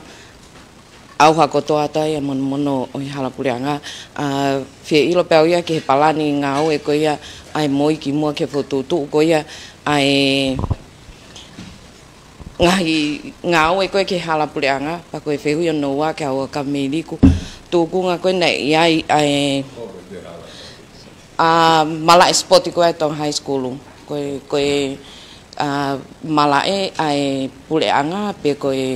apia ko he kwai ki feto aki ai taini mi o ko ai fanawa ko fiu train pe tong hai he ki lalo lai pe ri pe ko tong hai kana pe he ya ya ko mala sport ko mala sport te tong high school mala sport te tong hai ko ko fe i pe ya sabe ki pe ke talia tu ye wa fe tahan lima ta mau fola wai pa mo sabi o mo ko la na mau ki sai na o te wi ko ki he sporti ko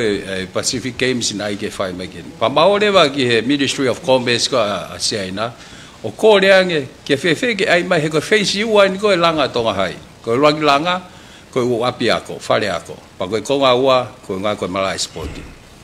pe ko le ange ko nga ki fa ba ve no fraho ko face wa ko uinga pe ke ma wai ai mala ko no to hai pe to ngau e aki ke Pacific Games pana ba ko le ke mista ko sai na ko ta fa ko ya ta fa ko commerce pana kau ai selling point ai ko uinga ko wai apia ko tene to nga ai mala e Kwa ki nau fi mau he ke mai pe tu no i ka ya ta ha pau ke ni responsible pa mo wa pe ko nga ko to ko ni o ya ko pa mo yu ai ko na mau ko mau le tu ko ya ko delegation dia fa le ya pa mo pu le nga na mau fa ta o fa ya nga ko le ko ni o la vai ko no kamata fa ko nga we mo intention ko nga u ya project ko no langa o tonga hai o sko no tu hono enevela ko nga ta ko ki mo ai a fai leva ngā oe ko ia te koe ke fai sporti mo si loko toa pe nai kanseli ai ngā oe ko ia ai sporti ia pe toa stall le vai pe koe toloi mai ai mala sporti pe to ai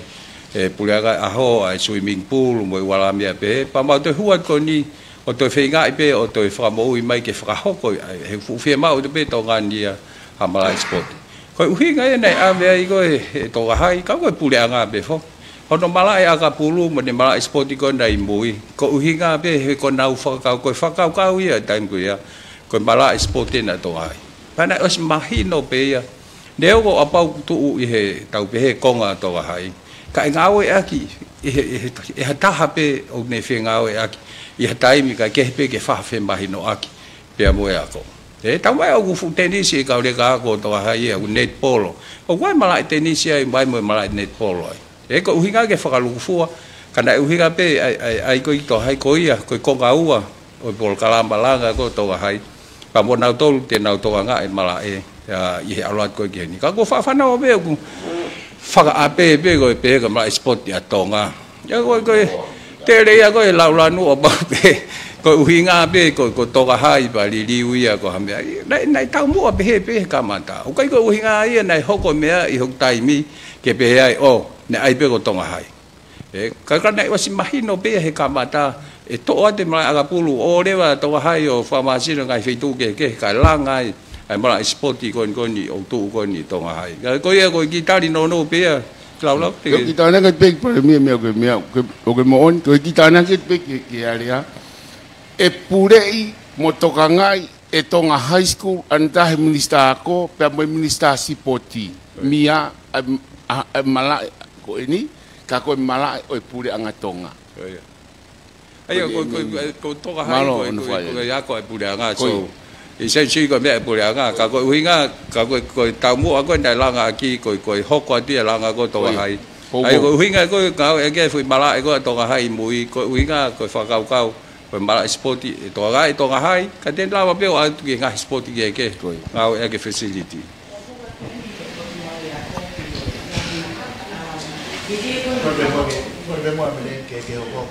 nei wa feu ina mai me amere tu we ke tau tari mo ngai feu ke ma po kata fega mo hala pure nga mo ne bito bena ke la ga mere ko ko hala pure nga ngai ta u e fitu ko ni na to ko si kata u hala la he fon wan tu ke hala ko na to langa mai ko ni ko World Bank o to are re tai mini ule la hari hala riku hala tau fa ha u me hoi ki kolonga mo konga me u mutangata ki ria hona o kai ta foi hala ai tau be ko fera pa lang de nga ki ko no lifetime ko tan hala ko chip seal os fala ka to na to lu ya ta we ho fulu ko foi hala ko ni ko me mala ba puna ko ni ko ki loto nu ko lo fa ma ka to ko no hala asphalt concrete AC no lo fa ni una ta o na to le to no ka to hala ko ya mere ki mo ta lu ke mono i la ko a to ta engineer hala o sta au nga ka to ai ka ba de ta mono se ki foi lu ko tu ko e mau mai hala ko nga kansa ko ta mono speta to re to lo mai mau ya ki fa ha eta pe ke fai aki e mono o wa proclama la hina os kamata pe e pure nga ko no ka meriku ko proclama ko risila ko no te varita ya o lunga pa te mo me ato ke foi hala ko ni ko e me mala puna ko ni ko ki nuka lo fani na kamata mai ai me nuarei o tau ki malai vagapuna e ke to fai hala mono ia ki ai i ta ho fulu ka ho ko mai ko proclama mono ia ko ton ke alu ke ai fonua o ke kai ko routine maintenance ke ato e makatanu o tanu ake aluo ko na ko hala varita kai ko routine maintenance ma periodic maintenance e fai pe ia ki hala o ke malo Hanga ko me ko na ulawe ko ia nai kamata ta o fitu ia no mo ui. Ka ta uhala no wala fani mu ka ta fa mole mole ka ta la tu ai na ko. Ko ia ta hala ia nai nga ia ta o fitu. Si au bito. Ko kuinga ta no hala ko no tanu pe valita. Pe fenga ta areva ke tau hanga o mono be ao ne atu ke whahai taha. O pau ke ahe fo programa lahi ia ke whai aki hono whakahao whia ngai hala koe ni ime. Malo me? Malo apito kataki ke mimuet penia he kavenga o yako. Ba spoti wa ke. Ko nga ke e whalahi no a ke ka ko higa pe ke whamala ala ai tau mo a koe pia mo management ha koe ko to hai ko a ko pule nga so essentially ko me ai pule nga ka to nga e to hai ko higa pe ko no ko nga o na face na langa ka ko nga ya basketball to hai basketball indoor stadium ye ke whoever who fe basketball be netball halu sai be na netball e ka ko higa ko fa mo ke langa fonua ko nga ke sport valu fua ka ke to ga to hai ko me fa hingo ai ko nei la mali ai ko nei tampi si ke ne ho fi ko indoor ui ko to high school indoor stadium nei ko nga pe ko nga pe to hai ko nga ngata pe to hai na nga ya ke mala sporti. Malo apito e kafunga ma whainga mali e ka tuke haa tai pe ki whehu ia aku ia he ka venga e ako. Ko lawe i pe ko e whetuuna na e... Ko e whehu i hala e taha i kai toki. Te ito e? Mahuna tiki ai tau kalama ko liko i ngani pa paratisi pa kon restaurant doido e ngai tereva i lawe mai nei pehe e minista loloko ma dota ni o kai ke isi e hata na o ave ki na o ki ai corruption commission ai ko no i pe ko hai u konture ki ko ya na pehe u ai to no nga we na fa ho ko ka ko ai be ai ha lau bu ha lau ki ta fa ki ko ya no ave ne pehe ko konture ke tataha mahalo ave ke any corruption commission ke fai ki ai nga we ko pehe na e kai ke fou nga to tonu ko ya no fa ko nga hi proseki ko ni Mago e ko fai mai ga go fe fano mai ko ki ai kakai ko fe pa nga more ai ko fe fica ro aqui fe pa nga u la ka pa la ni waste money ago me no wa leva ko procurement ai ko leva process ke kamata i he potonga we o alu o totongi pa ko totongo ya fai me fare pa sai ka baro ko process ko ni na fai nga we ke potonga we o foa ki mo nga konture ki pe alu o totongi ko me ko ya lo to he procurement process pe ko fei ai tai mina e hoko ai ko sa na bangan fare pa ai ko ngai feu la la ia fe ma ke mahino ka ko feu ko te o to ko ke fa ko talia ko feu ko fe pa nga more e ko mahalo ko me to ka nga mai ko ki ai fonua ia ke ta fa ma opo ko hi ko VONC ko ni ko na to o si o ke pa nga ko more o ko process konture ki ko hi ko me ko ne fa u aki ai tan hala ko ni ko tai mini nei foto ia pure anga ko no kambeliku ai me ui ko framework pa ko framework ko ia ko me ko to pe e totongi fe ka waki mo hala pure anga ko ke to no foi a rekoti o potunga we ko ta wo pe ke hala pure anga o fua pe totongi ai pa fa u le va me ai unit rate ta be ko valita e anu le va hange pe ko te alfa fa da we fare kolo o ke ta te foki ta to lo kumi ha le ko ti ha potunga we pe ko ifeia pe ko fare pa anga pe ko e moi ko ta o pe hala pure anga fua mai square meter ne nima to tonge pa anga nima framework ya ko na foto ko ai ko fe wia ko ki he tal ke me ko na ko minister ko fe pa anga mo le ai pa ko process nga we pe ko hai na ave kai control ki ko porque he audito ia e ko hi ko process ia ko me ko kamata mai ko ni ko covid pe mo tsunami na fie ma uia ke alo a ngai foto to konture kia ke ngai kau taha o nau ke mo ui ko ko ave ka kau taha ko mate ko kau taha kai ke nau lava fai nga ue ko ya pene fa wa kia emergency law me ko pa ko fai ya ko ke to fe ma uia ke ko flu ha vai nga me ko me ko fe ma we fonwa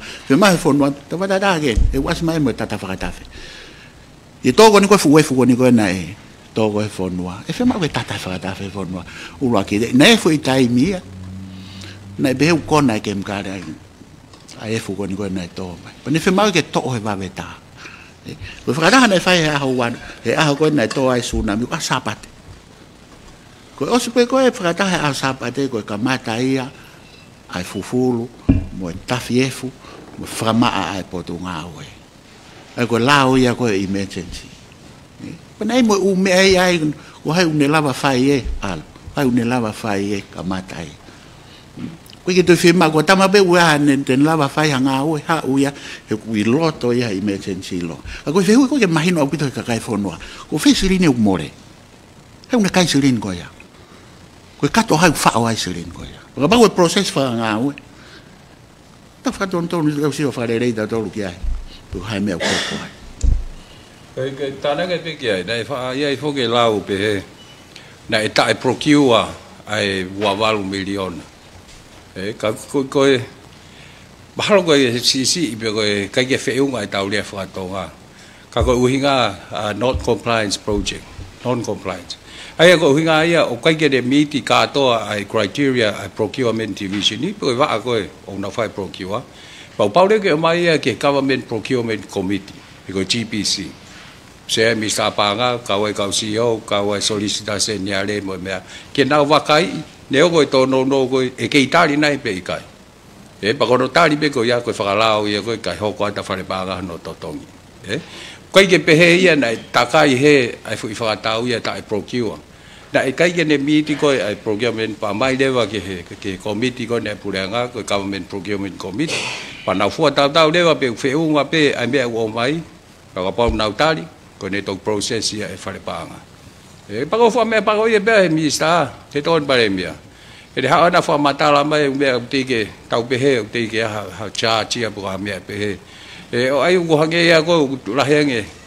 ai interest ye he fa politica le he tau chi o ke mo oni mo to tonu pa mo oni ai to ta ha ko yo fai ke ta no pe ko pot ngau fai ke ta no nai ton ki alu he processi ka tau to si ai hange ko me ai misa malolo ka hange ko to fa mata ki he procurement process fa osen ke hala ko ma lo to ta ke fa osen ke hala ka to ko atu ke potunga ya ko mu tala no mai mu me amai ke motolo ai procurement ni pe moe pa anga kai fe le priority I he feitu ko na o ku mohango fili mai ke ngahi fa tata he osika ku pesi ke ko I halai o lele ai kili ku I tonga tapuhiva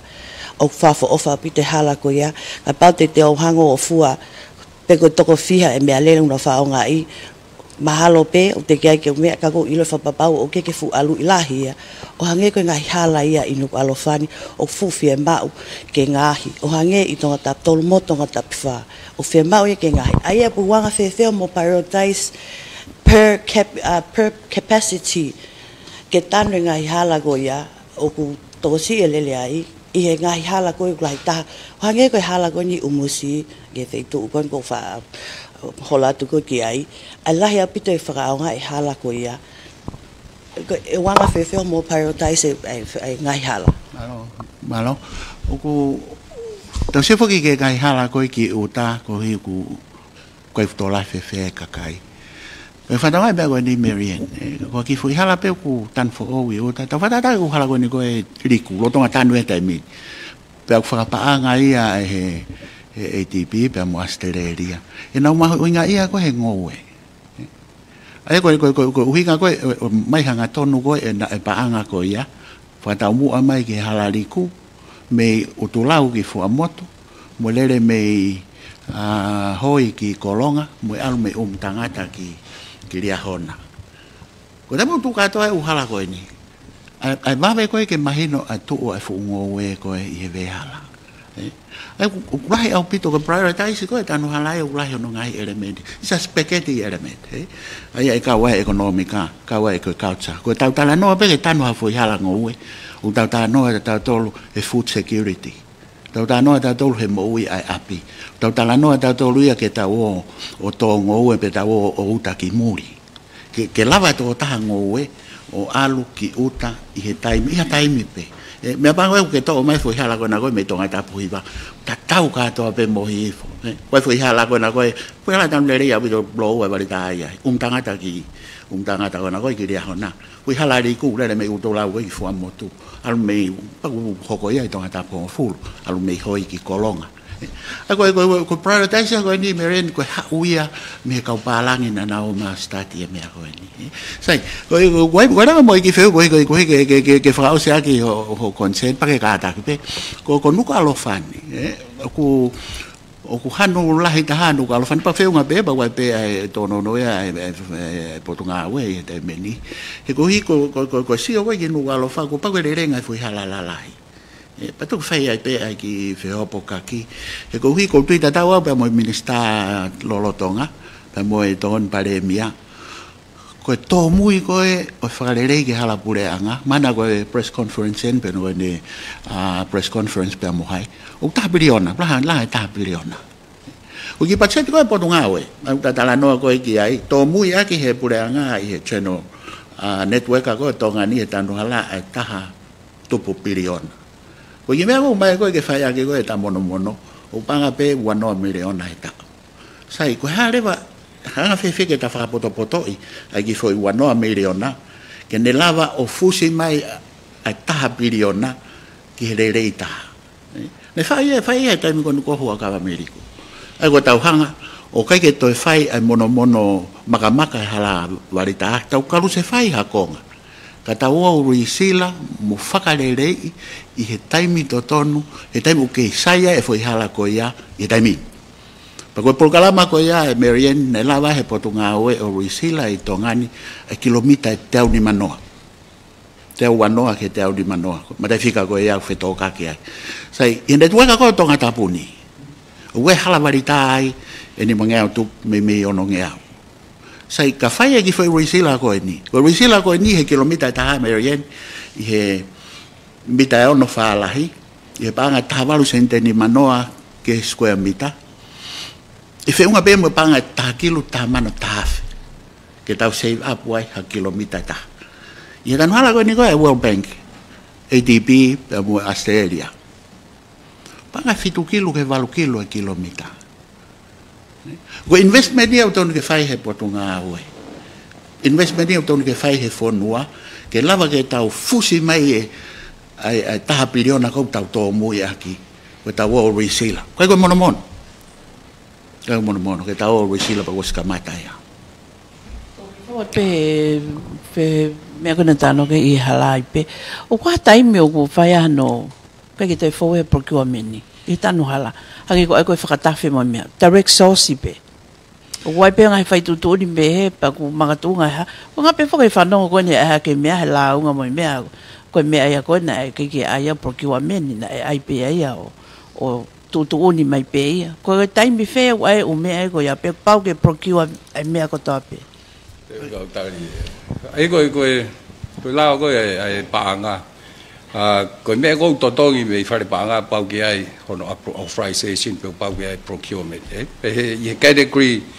mahino au tope o kai ke pehe ia fai tutun pe minista pe aroha foi me ia toto ke fare panga ta ai fa hoko fatongia ko hange ko procurement ko taimi ko o fai ko fu ta hai tau pe pe taimi o simple ta hai procurement ni taimi ko hoko fa tamaki ko de hoko fa tamaki o age leva ai flexibility o age fa mali ke fa va ve nga we ko hinga pe he ko emergency ka ko to nga ba ke fo nga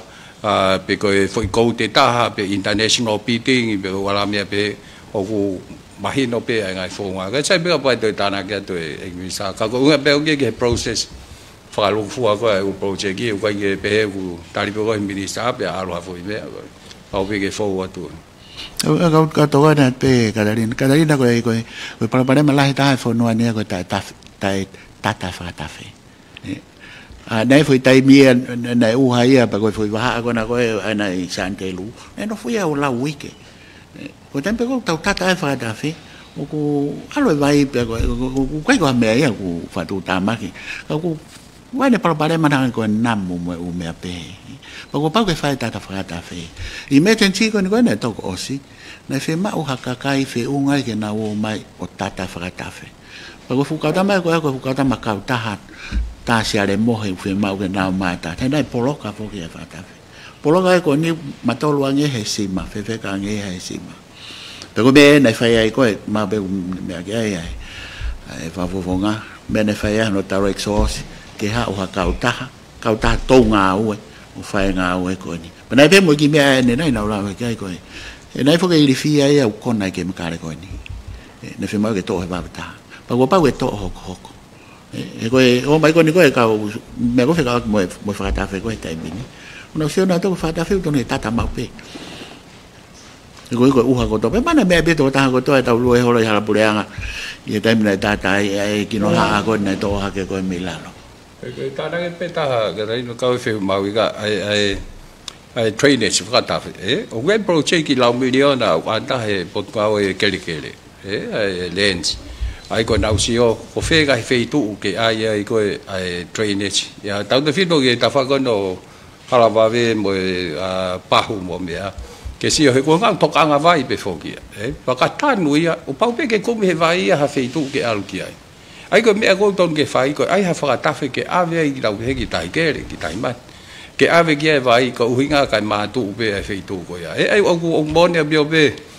ai tau si o ko ha ko ai long term plan ni ai nai ka ma ta project ko ya ko yo ma ko ha tu nga ki ai ka wan ta ai put nga phone wa on do fe nga ke ai pe lava o train ne vai ki ha fe tu ko nga pe ko tanu ya e sai pe ka ke kum pe vai ha fe tu ke al ke phone lu le ta fa ke ko pe ta fa ke ta Malo kata ki ko ki fe wi ni ko aki pe mo ako la vei pe I he fata fa mi ko mo pale mi alo tonga mo no kabineti na fa hai minister ko ai tai fa poto ai fa kau ko ya ki he totongya ko pe ako pule anga kai ke kau ke siasi ko ki fe hui pe ya ko ne fa hinga ma tu unga na fa kau ai ai dai pe ko mau tu mau he time ko ya oh sai le dau ta no ki ai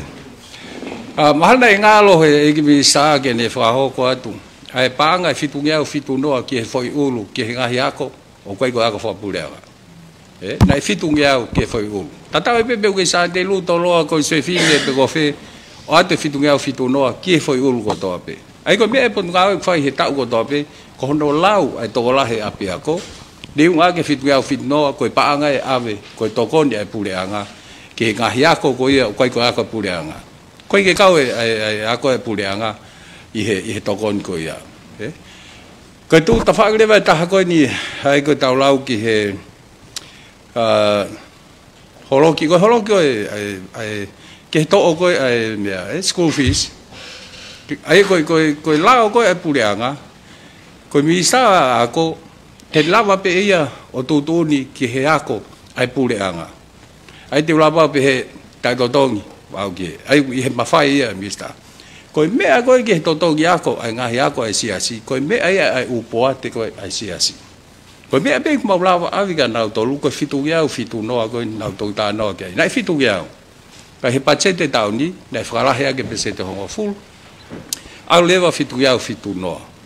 Toko ni lewa taha ke nga apea ko utiveti teknikare hiki lewa me taha fe wa ge ke foi ulu o taha fe tolngia u ano ke foi ulu ko hiki ge besete hongo fu ai ko uhinga ku ia o kaya toko ni ki he ako pulianga ko toko ni ko na fai ko ki he nga ya ko ai si ko uhinga pe ke fa fe mali nga fe ma ka fai ako ke o te nau toi o mai ke pule anga ka nau nofo pe o whaia ko ai mo wala mea pe. Koe lau e taha ton ke whakatonga i, koe lau ka punga ko ke ako e whanau me he tau wha ke tau tahavalu tau fa ke tau tahavalu ai ko taho to pe e tau fa ke tahavalu o fie mau ke i loki ako e o pau le o po ki o pau tau tahfit po ka fe nga au ton ke po ki po nga ko hinga pe ko foi lao ko ni o asi ai po ko nga ia fatongia po nga o ko tau fa ai fa nau ke nau no foi apia ko o au ke tau tahavalu ko nga palpalema ko ia ko totongia ko hana o silea ben ki mua hu mai ai programa ai World Bank na bito ni ma fe na totongia school fees ia e World Bank e project ko ni ai ko kaka ia na mahino na fie mau ke totongi e nau ako e kwai ke nau fainga ta ia no totongi ako ai ne ngoi tau ta no ako pe o fe matua ko nau fe totong be nau ako malo ia bo nau fe ka mahino o ga kakai tokola o kwai ke nau lava pe no fainga ta ia ke totongi nau ako hange ko lau family ni ma fe tupu na ange totongi nau ako te ang me nau ki allowance alu fa ya gon ke fa o si ko nga ko o se project ki o ki to luafe ai fa na wa ko ya ko o ki to ki pe na wa ko to hinga ka leva ku na o si high school ai in terms of demand okay ai mahino leva o ku ya e fie ma uia he fa na wa ko to la ke to nia na ma tua ke lava to ya ko pe ke lava na no fo he ko ko nga lai fo ke ai tau mo o po nga ko ke fa si drop out o pauleva o hoko ai pa nga ia ko uhinga ia ke drop out ia ki leka tong leva ke tau fasisi leva ai fo ipole ko ia kai ke lava ki tam si o no fo pe o ako a ke form o no ha ke ko lau ko ako tai to ga ke form ni ma e fai mai nga o alu leva ai tai to me ka ke klasi o no ma tu ke form 1 ni to ia o ala ke leva ke form 1 ala ke form 1 tại tổ tông nhà có khi kỳ lem cả sự nó phổ mùa và cái step họ có bên là đầu lao cái alu đấy mà cái form gì mà ấy bằng cái phá lao có bị cái mía bị cái bù lẹ ngã cái ngã lo cái tao cái mà hin đâu mai ai ta phải tổ nghe hoàn nó à về cái thế kí bây mỗi fit nghe fit tu nó à về cái phôi ulu có tổ về hiện tại bị mai phê cam bộ tổ tông gì bây mỗi ako ai fa nau ko ni private sector pe ko ya ko siasi e ko mea ke fa ka ke ai o wai o apia ko pa nga te au ke te wai o apia ko pa nga wa ke to pu ke te wai o apia ko o ko no nge au ke te ai deva ka ma to deva ya ko ave no nge au apia ko ave wa nge au ave te au anga fe ke to da ke te to ke ni ko te au ka ave no nge au ke apia ko ko mea nai ke no foi be pule anga he wange ta tau be pe fe apia ko ke ai o to fitu nge fitu no pe te ke sa de lu tolo be ko ocean of flight pe ko fe ta tau be fitu nge fitu no ave ko hinga ko to nia anga he apia ko pe o kai ko hinga ia ko fili mana ko ai ko ngao ke ngai de fu hala bi to pe ko lau lanu ko ya me pe ka we tau mu nei u hinga nei fai foi nga ko ya pa ko fa fai ko ta no pa bo na tol ko ta fa ke ya ko ta o ko ke bo fia ko na wa to fitu ya fitu no ka mo to me e ya ko pe ko hai me te ni holoki ke fa si mo fa mama ai ho mo ka vinga ka ko ma tu a ko ni nga fa ko fa pulianga ko ha no ko ya pa e ala ke form ni ma e na ta to ya ko ki to ko di ko ya la va nga ke u me ke ta mai to wa ai fi ko pi ti e wa fi ke o ku fi ma we he a ko ka ko la va de va ko o to wa ta ki ko nga ka venga mo la va tu ko ke ta la va o to ko nia ai fa na ke na ke no fo lo ki a ko he na wa ke fi ma u fa la o ta ta va o ka u he me ma we nga pi ka ko fa de ma pe ya ha ho ta ta to ke a ko ha ke o se secondary school pa ya tai mi ki mu ho ko tu a ha ke university hange kon ko nu sila ta ula ke university ta to tong ka ta unu ma li pe ko hinga wal ma li ai ke lava pe pacheti o absorb ma li mo adjust ke ai ta pa ko me ta ha ko ke ta to tong ko ya ko nei o si ya le ai pe pa to me po tu nga ya ko ai pa aga humai pe ko revenue ko ya ko hinga pe ko whakau kau ke kamata he tauni ai tại to ki ko ya ko a ke form ni ma na sto o ya me budget ya pula nga o ai nai ta di kon ni fa le ya o kai ko pe he ya ko to ki ai ni ke to he pula i kai na holo ki a ki be ai revenue pu ba nga ta na ki ko ai pula nga ke mahino o kai ke to ngi ai form to lu ki he form ni ma ai ko uinga ha ke ko lau ko nai la he al holo ta no ko pe he o to he pula nga na acha si pe to o ye me revenue pa ke palanis pe budget dia ai pula nga ko a ko ya o si ko hono to o ai foi se ni ti ko ya ai ko ka ko nga pe ya o consideration be ko na ta no ai o ko ke pe he ya pa o ko ka ko fe me ta na ai pa mo firma o ai ke opt out ai ko nga ko policy ko opt out ai ko hinga ki hen o pau ko lava to gi ba ko konse ni si ke to gi pau to gi ko hinga ko la ba to gi ko fa nau pau nau ko to hai pau wa fa nau ai to be au ya ko nga ko opt out de me ne ngo tai to gi opt out de al ba to gi ko fa nau ya nau to lu ko nau fa ko me ông nau lo to nau to ke to gi ke nga ke nau ngo o ko ai nau ka ve ngai ata le pe ya ke opt out pe ya o to gi ko ele fa nau ke fie mali ka ko nau to ko ke le ho nau pe he aonga ke tai to gi pa nau ho ko ta bien nau to ma gi se nit ko ya ngau e ki ke ngai ka ve ta ba ya u si si e ka ve nga ta ma ya u si si e ngai fe ma o e ngai a pia ko ko nga pe u me ko ke pe he sa simple ko e pe ko e wai u fekto ke nai kau hono wakai mo ke mama go ha tu mau ka nai mo awa fa bien na go dai tu ao nga ke fai be ha no si mo wakai ke fa le le pa ko mo ni ben na ta off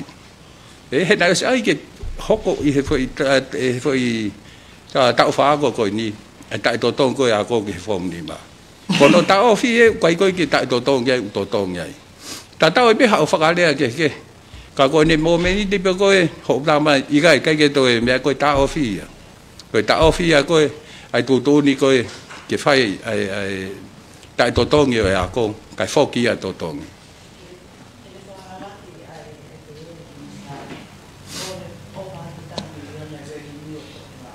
ko me na lo ga dai Marian ba ko ni makilu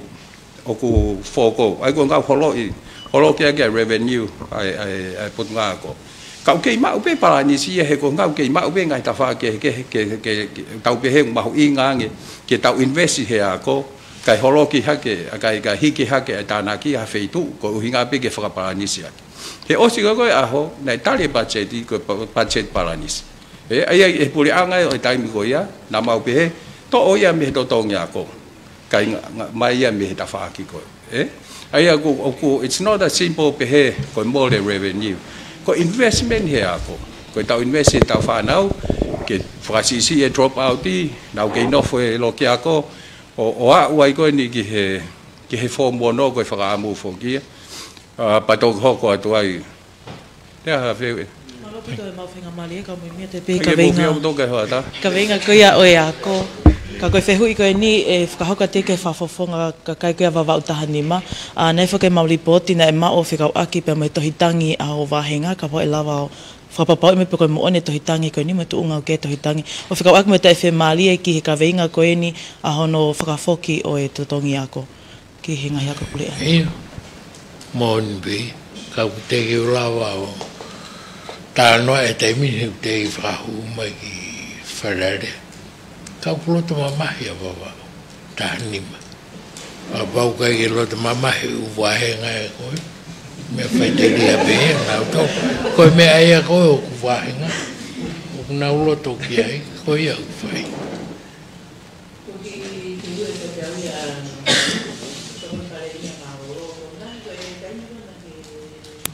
Pale mia le ole o ai e interim ko he ngo he puleanga. Na e ai me ko ki he tau malai vagapuna.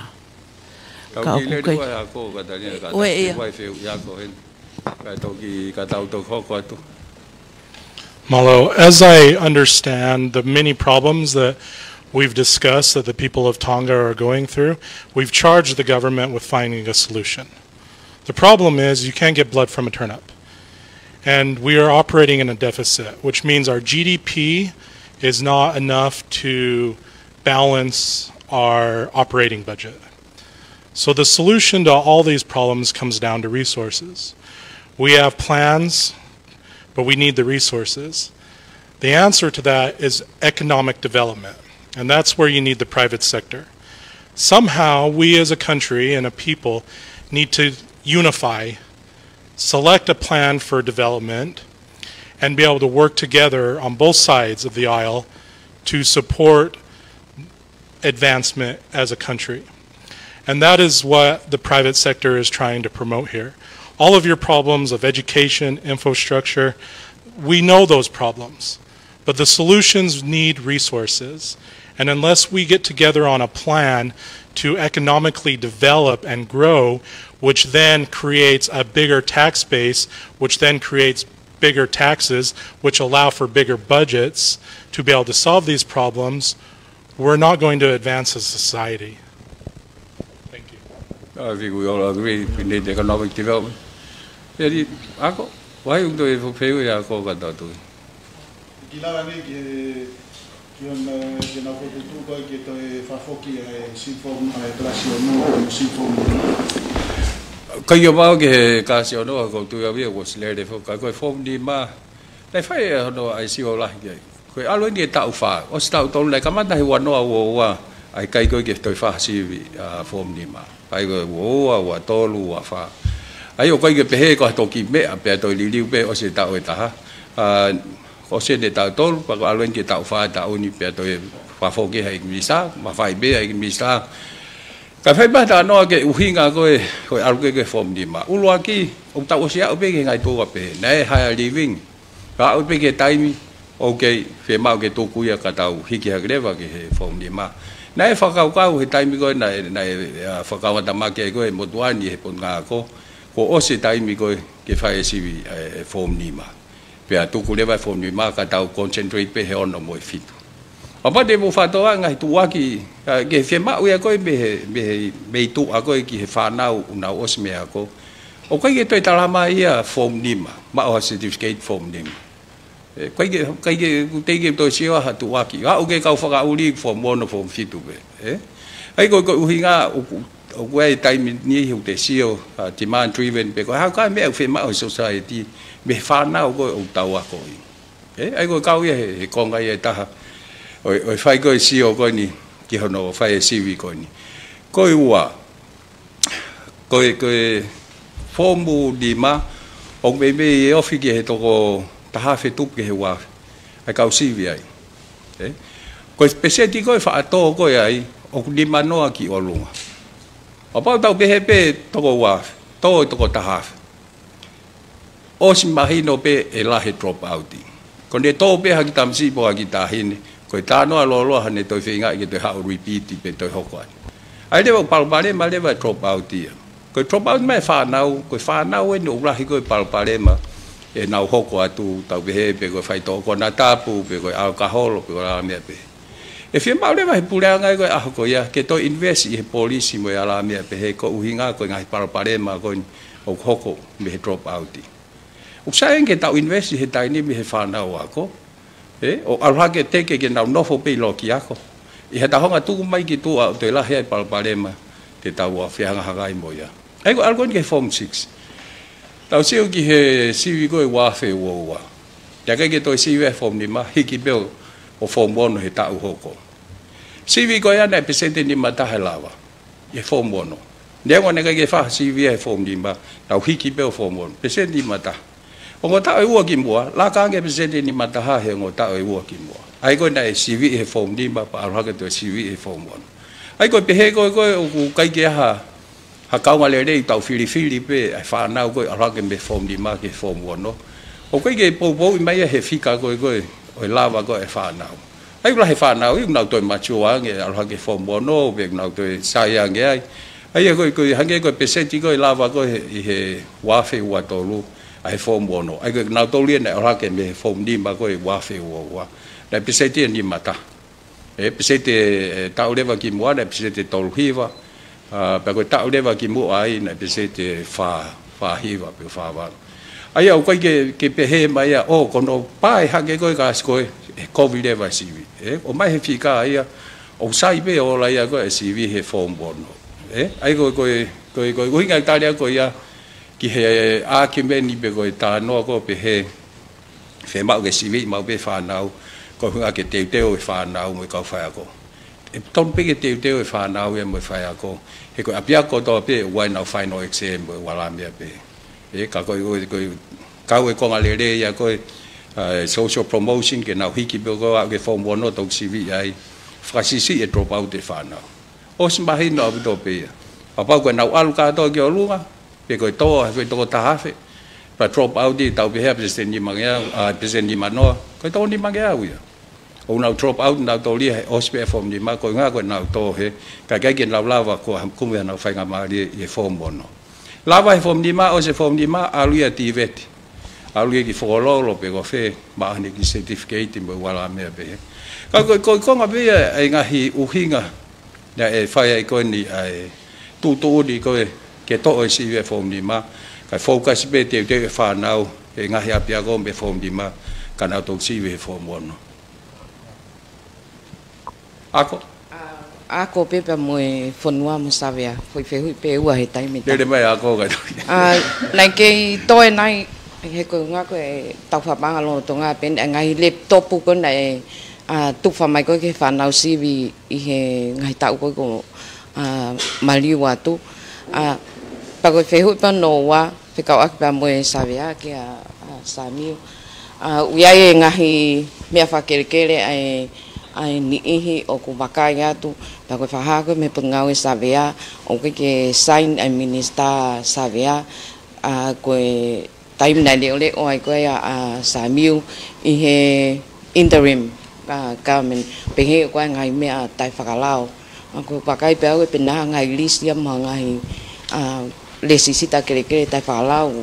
ko ai pa ko nga ke ma ala hai ko nga o ku o fai a hono ta la nga i holo mi te fa social tu ko e constituto ni ko me ai fa lao ko ma fa fa mode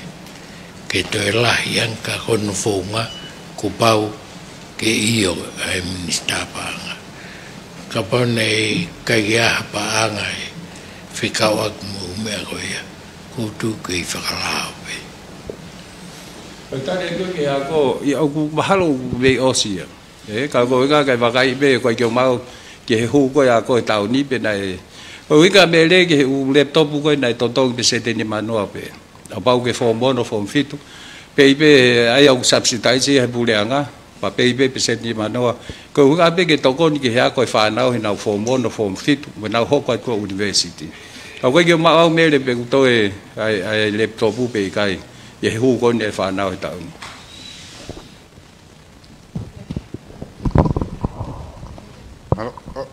malo pito e ki pandemia malolo ma ko ki fei pe ko ni ki he ko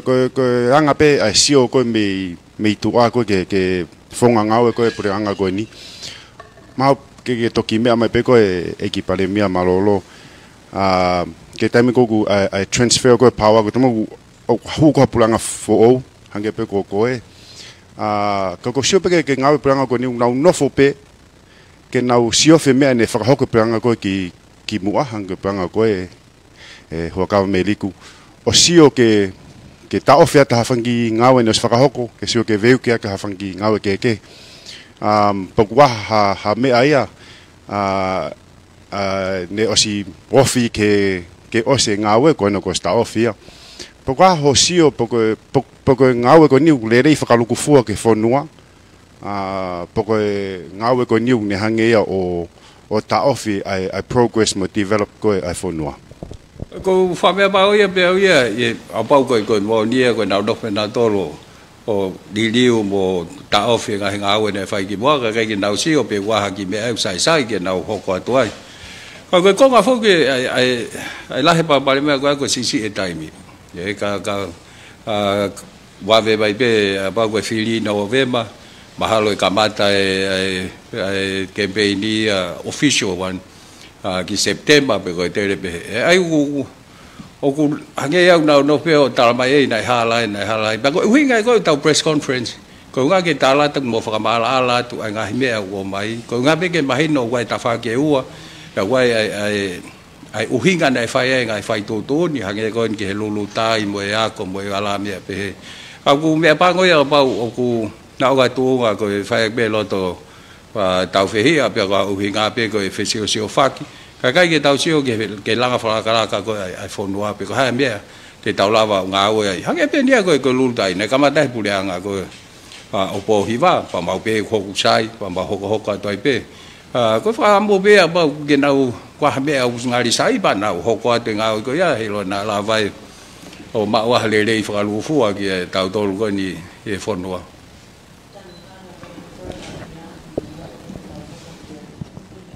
Malama puna. Iyo ton pale mia malolo. Fikau aki mo baba o international airport di malama puna ko ya ko nga foki nga itafak fakalao ko ai ko fai ba kai ko ki ai o fai ai fale fakalao ki ma tu nga hom ai nga tu ne ka peneti pana o si pa si me ai pe i time ta tau pe o ko hu mai hani i ma tu nga pe tu ne fakalao pe fale fakalao kakai ta tau pe una fa ngai fale fakalao pe he na tai fakalao ai ko hinga to ha ngai report fa ve ma ka ta ha o ne hanga fa ki mai ka ga tu nga lolo tonga he ko osle sita fa ka ta ha ko ni tonga area pau ko nei fa ki nga u na o si vet ka to ai a mi office attentionere green light to go pe a uhinga ki frahoko ai nga u ko ne fai ko me a roi ka pau pe ko me na tai frala ko ke be solisto senare mo attentinare ai fare ko na o si o mai me u me na ave ke fai a ke nga u ko ya pau fu fe ma obito ke langa ka economica e fornuai koe na kulave ki ai koe mea koe ke money laundry wosi ai tau lao ke ta ofi ak mono fetu e ave ki ai ke whakamau koe anti-corruption o ku osi ai e fotu o anti-corruption na kutio peau ke na fe i meiri ake mo e kautaha koe ni me nusila kai kia uhinga lele e ave ke magatu ngai hono ta ofi o e ngā ue e ku hange pe mahal koe mea kou fotu mai lala maha koe loto pe ke ai ha mea ke mea na mautari kau mea koe na kutari ke kia mere ane nai. Ko mea ututune, ko nisitutune, ko oktapu, ko mau whakahoko a whainga whakamore.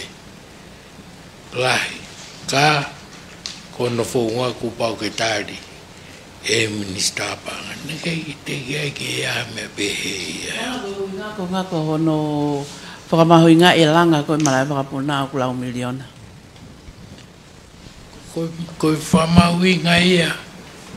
mei he kautaha ko nau amana ke nau fua e ngā aue ko ia. Ai ke nau invest ai na e kau kātoa e mono compensation o e ngā kere o amana ke tua e marai whakapuna. Pea kau mantu i au ki mui na o si transfer mai 5 miliona Amerika. Koe paanga ngā aue ki operation ka ku o staff kato po koe ki ilop pe kei hen pe ko toi whakafoki mo paanga ko ia. Oia, mea na toi hau e ngai report me Nusila pe koe kautaha ko ni ko stamde e Nusila paku. Halu mga hi whamatala whaongongo e wange ko kutu wei wa. Kai ki o maua ngai whamatala ko ia.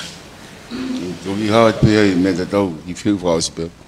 Unga ko ka ta ko ni ne asu ku tu le ma tu ava va. Pe ko ka ta pe ye ai. Pe ko point pe ko ta no necesita que lo tonga o minister o puanga feitun tape na ne hanga tali o necesita. Ko point ko fa pa ka ma puna ko lo to fai molanga pe pong. Ke ku fe ma o va ka ta ula puna fa puanga. Ko point ko ta no ia hini ka ta fa mo le ko fa fa pa ki au ki me ko fe hu pe ko ni ki mista o si wo aviation malolo ko contract kon ko ai na ka we fituna he fa mo ni ai ki ma va puna langa fo o ko ni pe ko fa mo ni ko na ke fa ai I ho minister ye si wo aviation I pranga ho ka mi ko fe ui ko ma fai mi fe o minister ke fa mo ni tapu ia e ko ni stu ne mo la ke fa mo ni minister I ha me I ha le pau tu ke CEO pe ko e ka to ka o pe ki ai ko no wa le wa ko fa mo ni ko na fa mo ni ko ta ngai ka ta I ha le pau ko ni pe ko no wa le wa ki ai me a ke wa ke mau si o ki ai ka to pe ko ta wa ni ki a ko ni Got peo. Ka fe ui ko fe ui peo ia pe ko no ma fai me fe. Na ni hanga fa mo ne ko no wa lewa ko fa mo ni ko na fai ke fa ho ko ma ba puna ko ni hono transfer. Na ka ko etika ko ka ne sai ni ai ko Paula ma. Ko fe ui ko ha fe la ve aske ta di pule ke ni fa mo ni a kauta a pule anga ko tonga airport limited. E ko si ta di pule ai pe kabineti pe pule anga. A pule anga o fe tuna. Pa ko fra o se va fe ui ko e ka ko ni tolu ngang tolu ta to fia o foto I ai ko te ta hiwa to fia e nya fio ko e ka te hiwa tolu ko fe ui ko no to tongi hu o ngai e ka ke ka kai ko ni o to tongi o fe mau e na tolu ke to tongi ki ka kai na se be to ki ya mo fa to no wala mo me mai me ko te wala wa ta lia te tai ni mi ko me be na fa ko sa mi na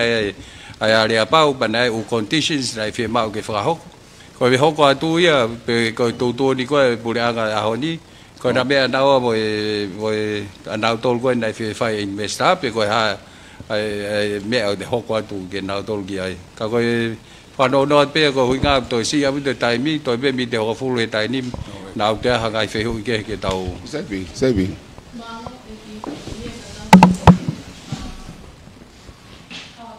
cái các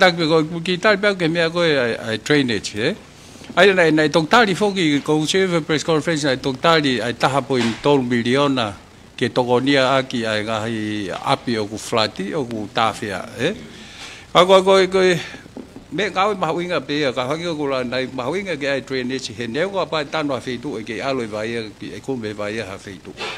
cả mỗi qua bây o phát toa hi phò có toa ta pula cái bên bộ pha ai u fe tu ko me ai o se ko ta me be ngo to be to ta bu mo to ta tol ko fasi ko be ai to ko ai be ni a ba fa no mai mi sta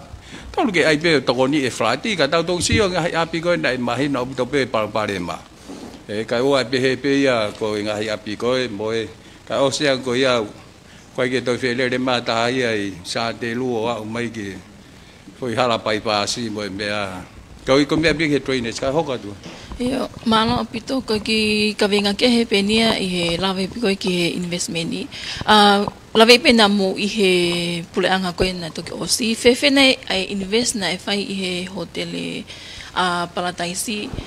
kane tunga na yai ngawi ki mu aya pe to ki lili ko ni ai pule anga ko panga na mi fe ia na fai ki ai invest. Ko panga retire ko kada be ko talwa be ko ngau me se. Ko panga retirement fund na na hoa ko o fatau ke lisi ko ya ko palataisi ko uhinga ke nau to ki langa dai mi either by themselves pe ko nau pa na mo ka ta hotel ko hinga be ko tau be ko fu tua ga le ko to investment ke la he return ko me ke ka nga fa pu le aga ai fa fu na ko fu pa nga fi na to ko ya fa ke investi ke to ko o ko ke ba ko 1 million na US ko ka na ya ke ko la ko na 1 million na ko fa ka ka be ka to ko to ai fica ko ki ai ka unga be ke o fatawa ke lisi ka uhinga pe o toto ke lisi ka mau de me ke develop ke ngau ki ke hotel. I don't want to say how we fika also but I'm happy ke toko ato ai fika exact na amount. Yo katak pe palemia ko ki ko le pe ka pa ela vai pe mo pa foi pa anga ko yan iho lotonga ko mo pule anga na eto o mi he retirement fund pa anga malolo ko ai ka ngai fo pule anga o investi tatau pe he hotel partaisi lurutai mo hato e fa hinga business pe na fa ga invest ko ki ko le pe na lava mai family ai ko lau ko ui ka pe invest ke lava ma retain le ke au ke ka me mi pa but I'm happy ke ta no ya pa pe ko ke mau to he poate ka nga pe ke va kai pe ke na to pe te na fe release mai from matala pe ka e ko na to lu he tai ni mi na u se ai yo malo que ai va da de ko no fai lo juan na que tamata me ai toi lu aki pe que mau ko le mau ke tau hoko mo fa ke u me be pe lu aki kono wa umelele ko ai pure anga ka wa umelele fiangea fiango funa o mai ko ni for a moment fataki mua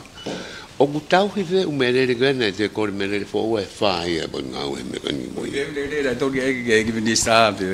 pe ka umelele fo ko na mai ko for a mu ai no me ho lai ka ho ki minister umelele ko na mai me sia na umelele ko na mai ke ka policy na tau mu ai ke mai ko ka ka fa ele ho no fa ele ka ko me ho minister ai ho minister ko me pare mi mo Palestine o mai ko ke fakata para os ko ya na to le ba ngah me le ni ka tu ku pe ko ngala i policy ke to ko ni ke o nga pe ko han ko lau ke ngai fe ma ke ai pu le nga tai ko ya ai ko tu ko me ko ke tai ni ko ke lo pe ke ya pe na o sto to na to ka ngai fe tu ke ka ku mo ne to me na la he o me le na o mai ko hokat ko ni ko ke wa pe na a ki fe ko ki foi fe fa o si pe ko nga patau ma to ko nga ku hen ni fa to o se ngo me ko ni ko la no to he ma ko 17 to ma tau ha me ho ko mo ho po malo to ga de ke to e ka sai pe we ko ti so leave it ke me for ma ho ko pe ho po ga tak sai pe ko na ko ka fe ke le pe ho yo Kavameliku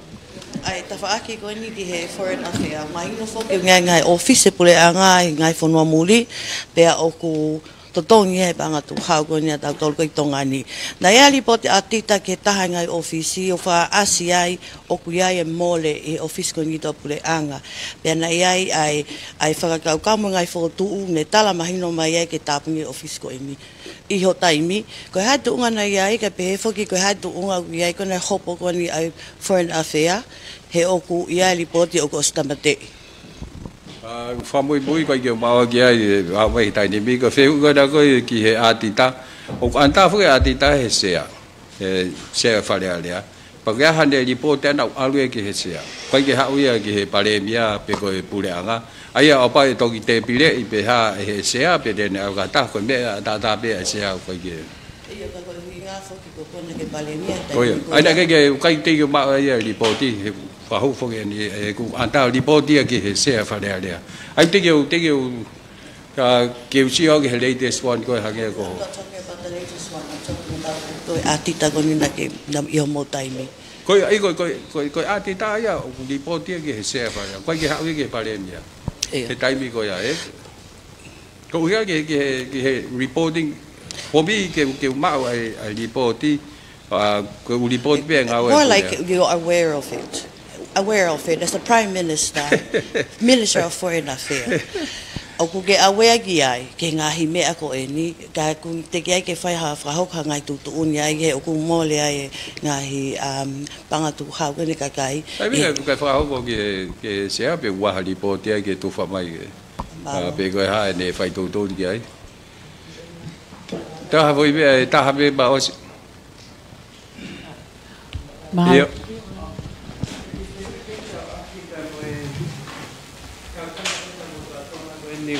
ia ne fly new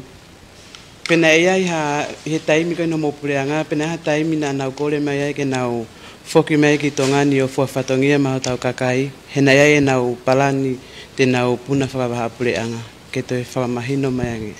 Ayo ko tu foi taimi nai one airline policy pe kai ge to e ua. Kana os ko ya nai whakaata lewa ko ia pe ufi hao le he ni pe hao puna hen ata pe ki hao ai ene certificate pe puna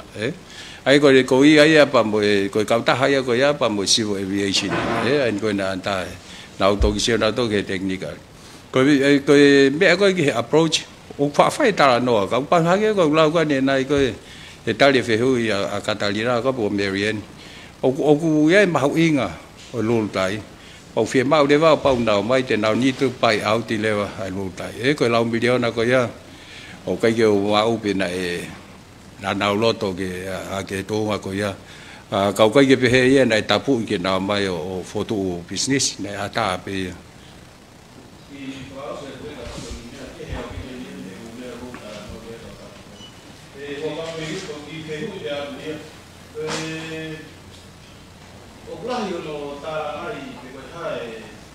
hana e uhinga mo makatuunga na ke whakawhisi ai koe ia ki mua o te kei ke area e vote of no confidence. Whehu i hono ua pe he kaweinga tatau ke ki whamala ala mai ai rewa. Koe hange koe whakaosi mai ho taimi he pureanga motu ahua kawa meiriku. Nei hange nei whakatoka ngai ni kei ke fu healthy ho wā whetu utaki pia moe ne awhio. Koe hana hao ko you wow ye ko whakaosi ho taimi more na he hange nei whakatoka ngai ke kakai nei kei ke dai fai pe le ta ko ya pa ku si o mai me to a un kai ke le be kai ko ko fa ho ko tu fai be ta fai be no le ta ke nga be ko fa to ye nei to ku vai ka fe hu lo gi e tai mi ko na ya o o si ko fa fe u ko ne sai ni ki mu ai ko ga ka me mi pa ki mu ai ya i no ai ko ya nga ai tem ya pa o si ko ta no na imagino pe ke mo to ani ai kai ke ma o fika o imagino do pe ke na be ma ta ri ma to la be mo to website ko ne fa le imagino do pe ta ri kada be o wa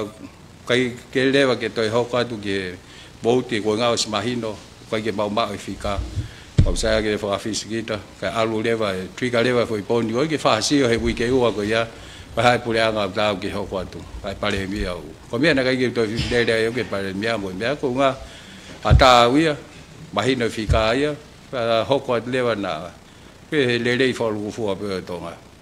Mogadak be we fa ta hala o wa mana ke fa lokin ama go ni go fa au si ga ta fa au si ale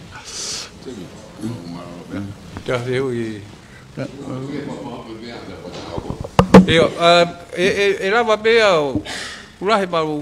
taimi la be ta to e fa ga wi ke be mo ni te be go ha ti ben me nga issue ke o pa pe ko me te ta fa mo ni kai fa ga wi ke o ko ga pe ke ta na ki ba ngai me to to ta ria bo to fa mala fa we fa malo tu ben dia mo la mai tu malo o me vai ka ma la vlau fa fi si ka ko pa mo la rin mo ka George ku tu siu pa fi pa mo lo le na ki ta ki ke ta fa ta fa mo pe ka ai pe ta ta oi pe ko ha apa wa ha me mo fi ma wai ai ta fa ga ma to lu ya fa nga hi view ma me ko tu ata pe ke mo fe tu ta ki mai ko nga pe o pa ku mo fe ma ha view pe ko fa ma ta la be ma ta fa ki ko hi nga pe ko ta pe ko le fa lu fu ba mo ma nge ai ga hi fe me a ki ha ga to pi ki ma ho inga ki he fa le ko ni ho ta fo noa ko ki fa ma lo pe ka tu ke ta fa os ko Kristo ai si ko ai si o fai tamai feo la mari ma ni tu mo ma to nga na hili ka fai to tanga to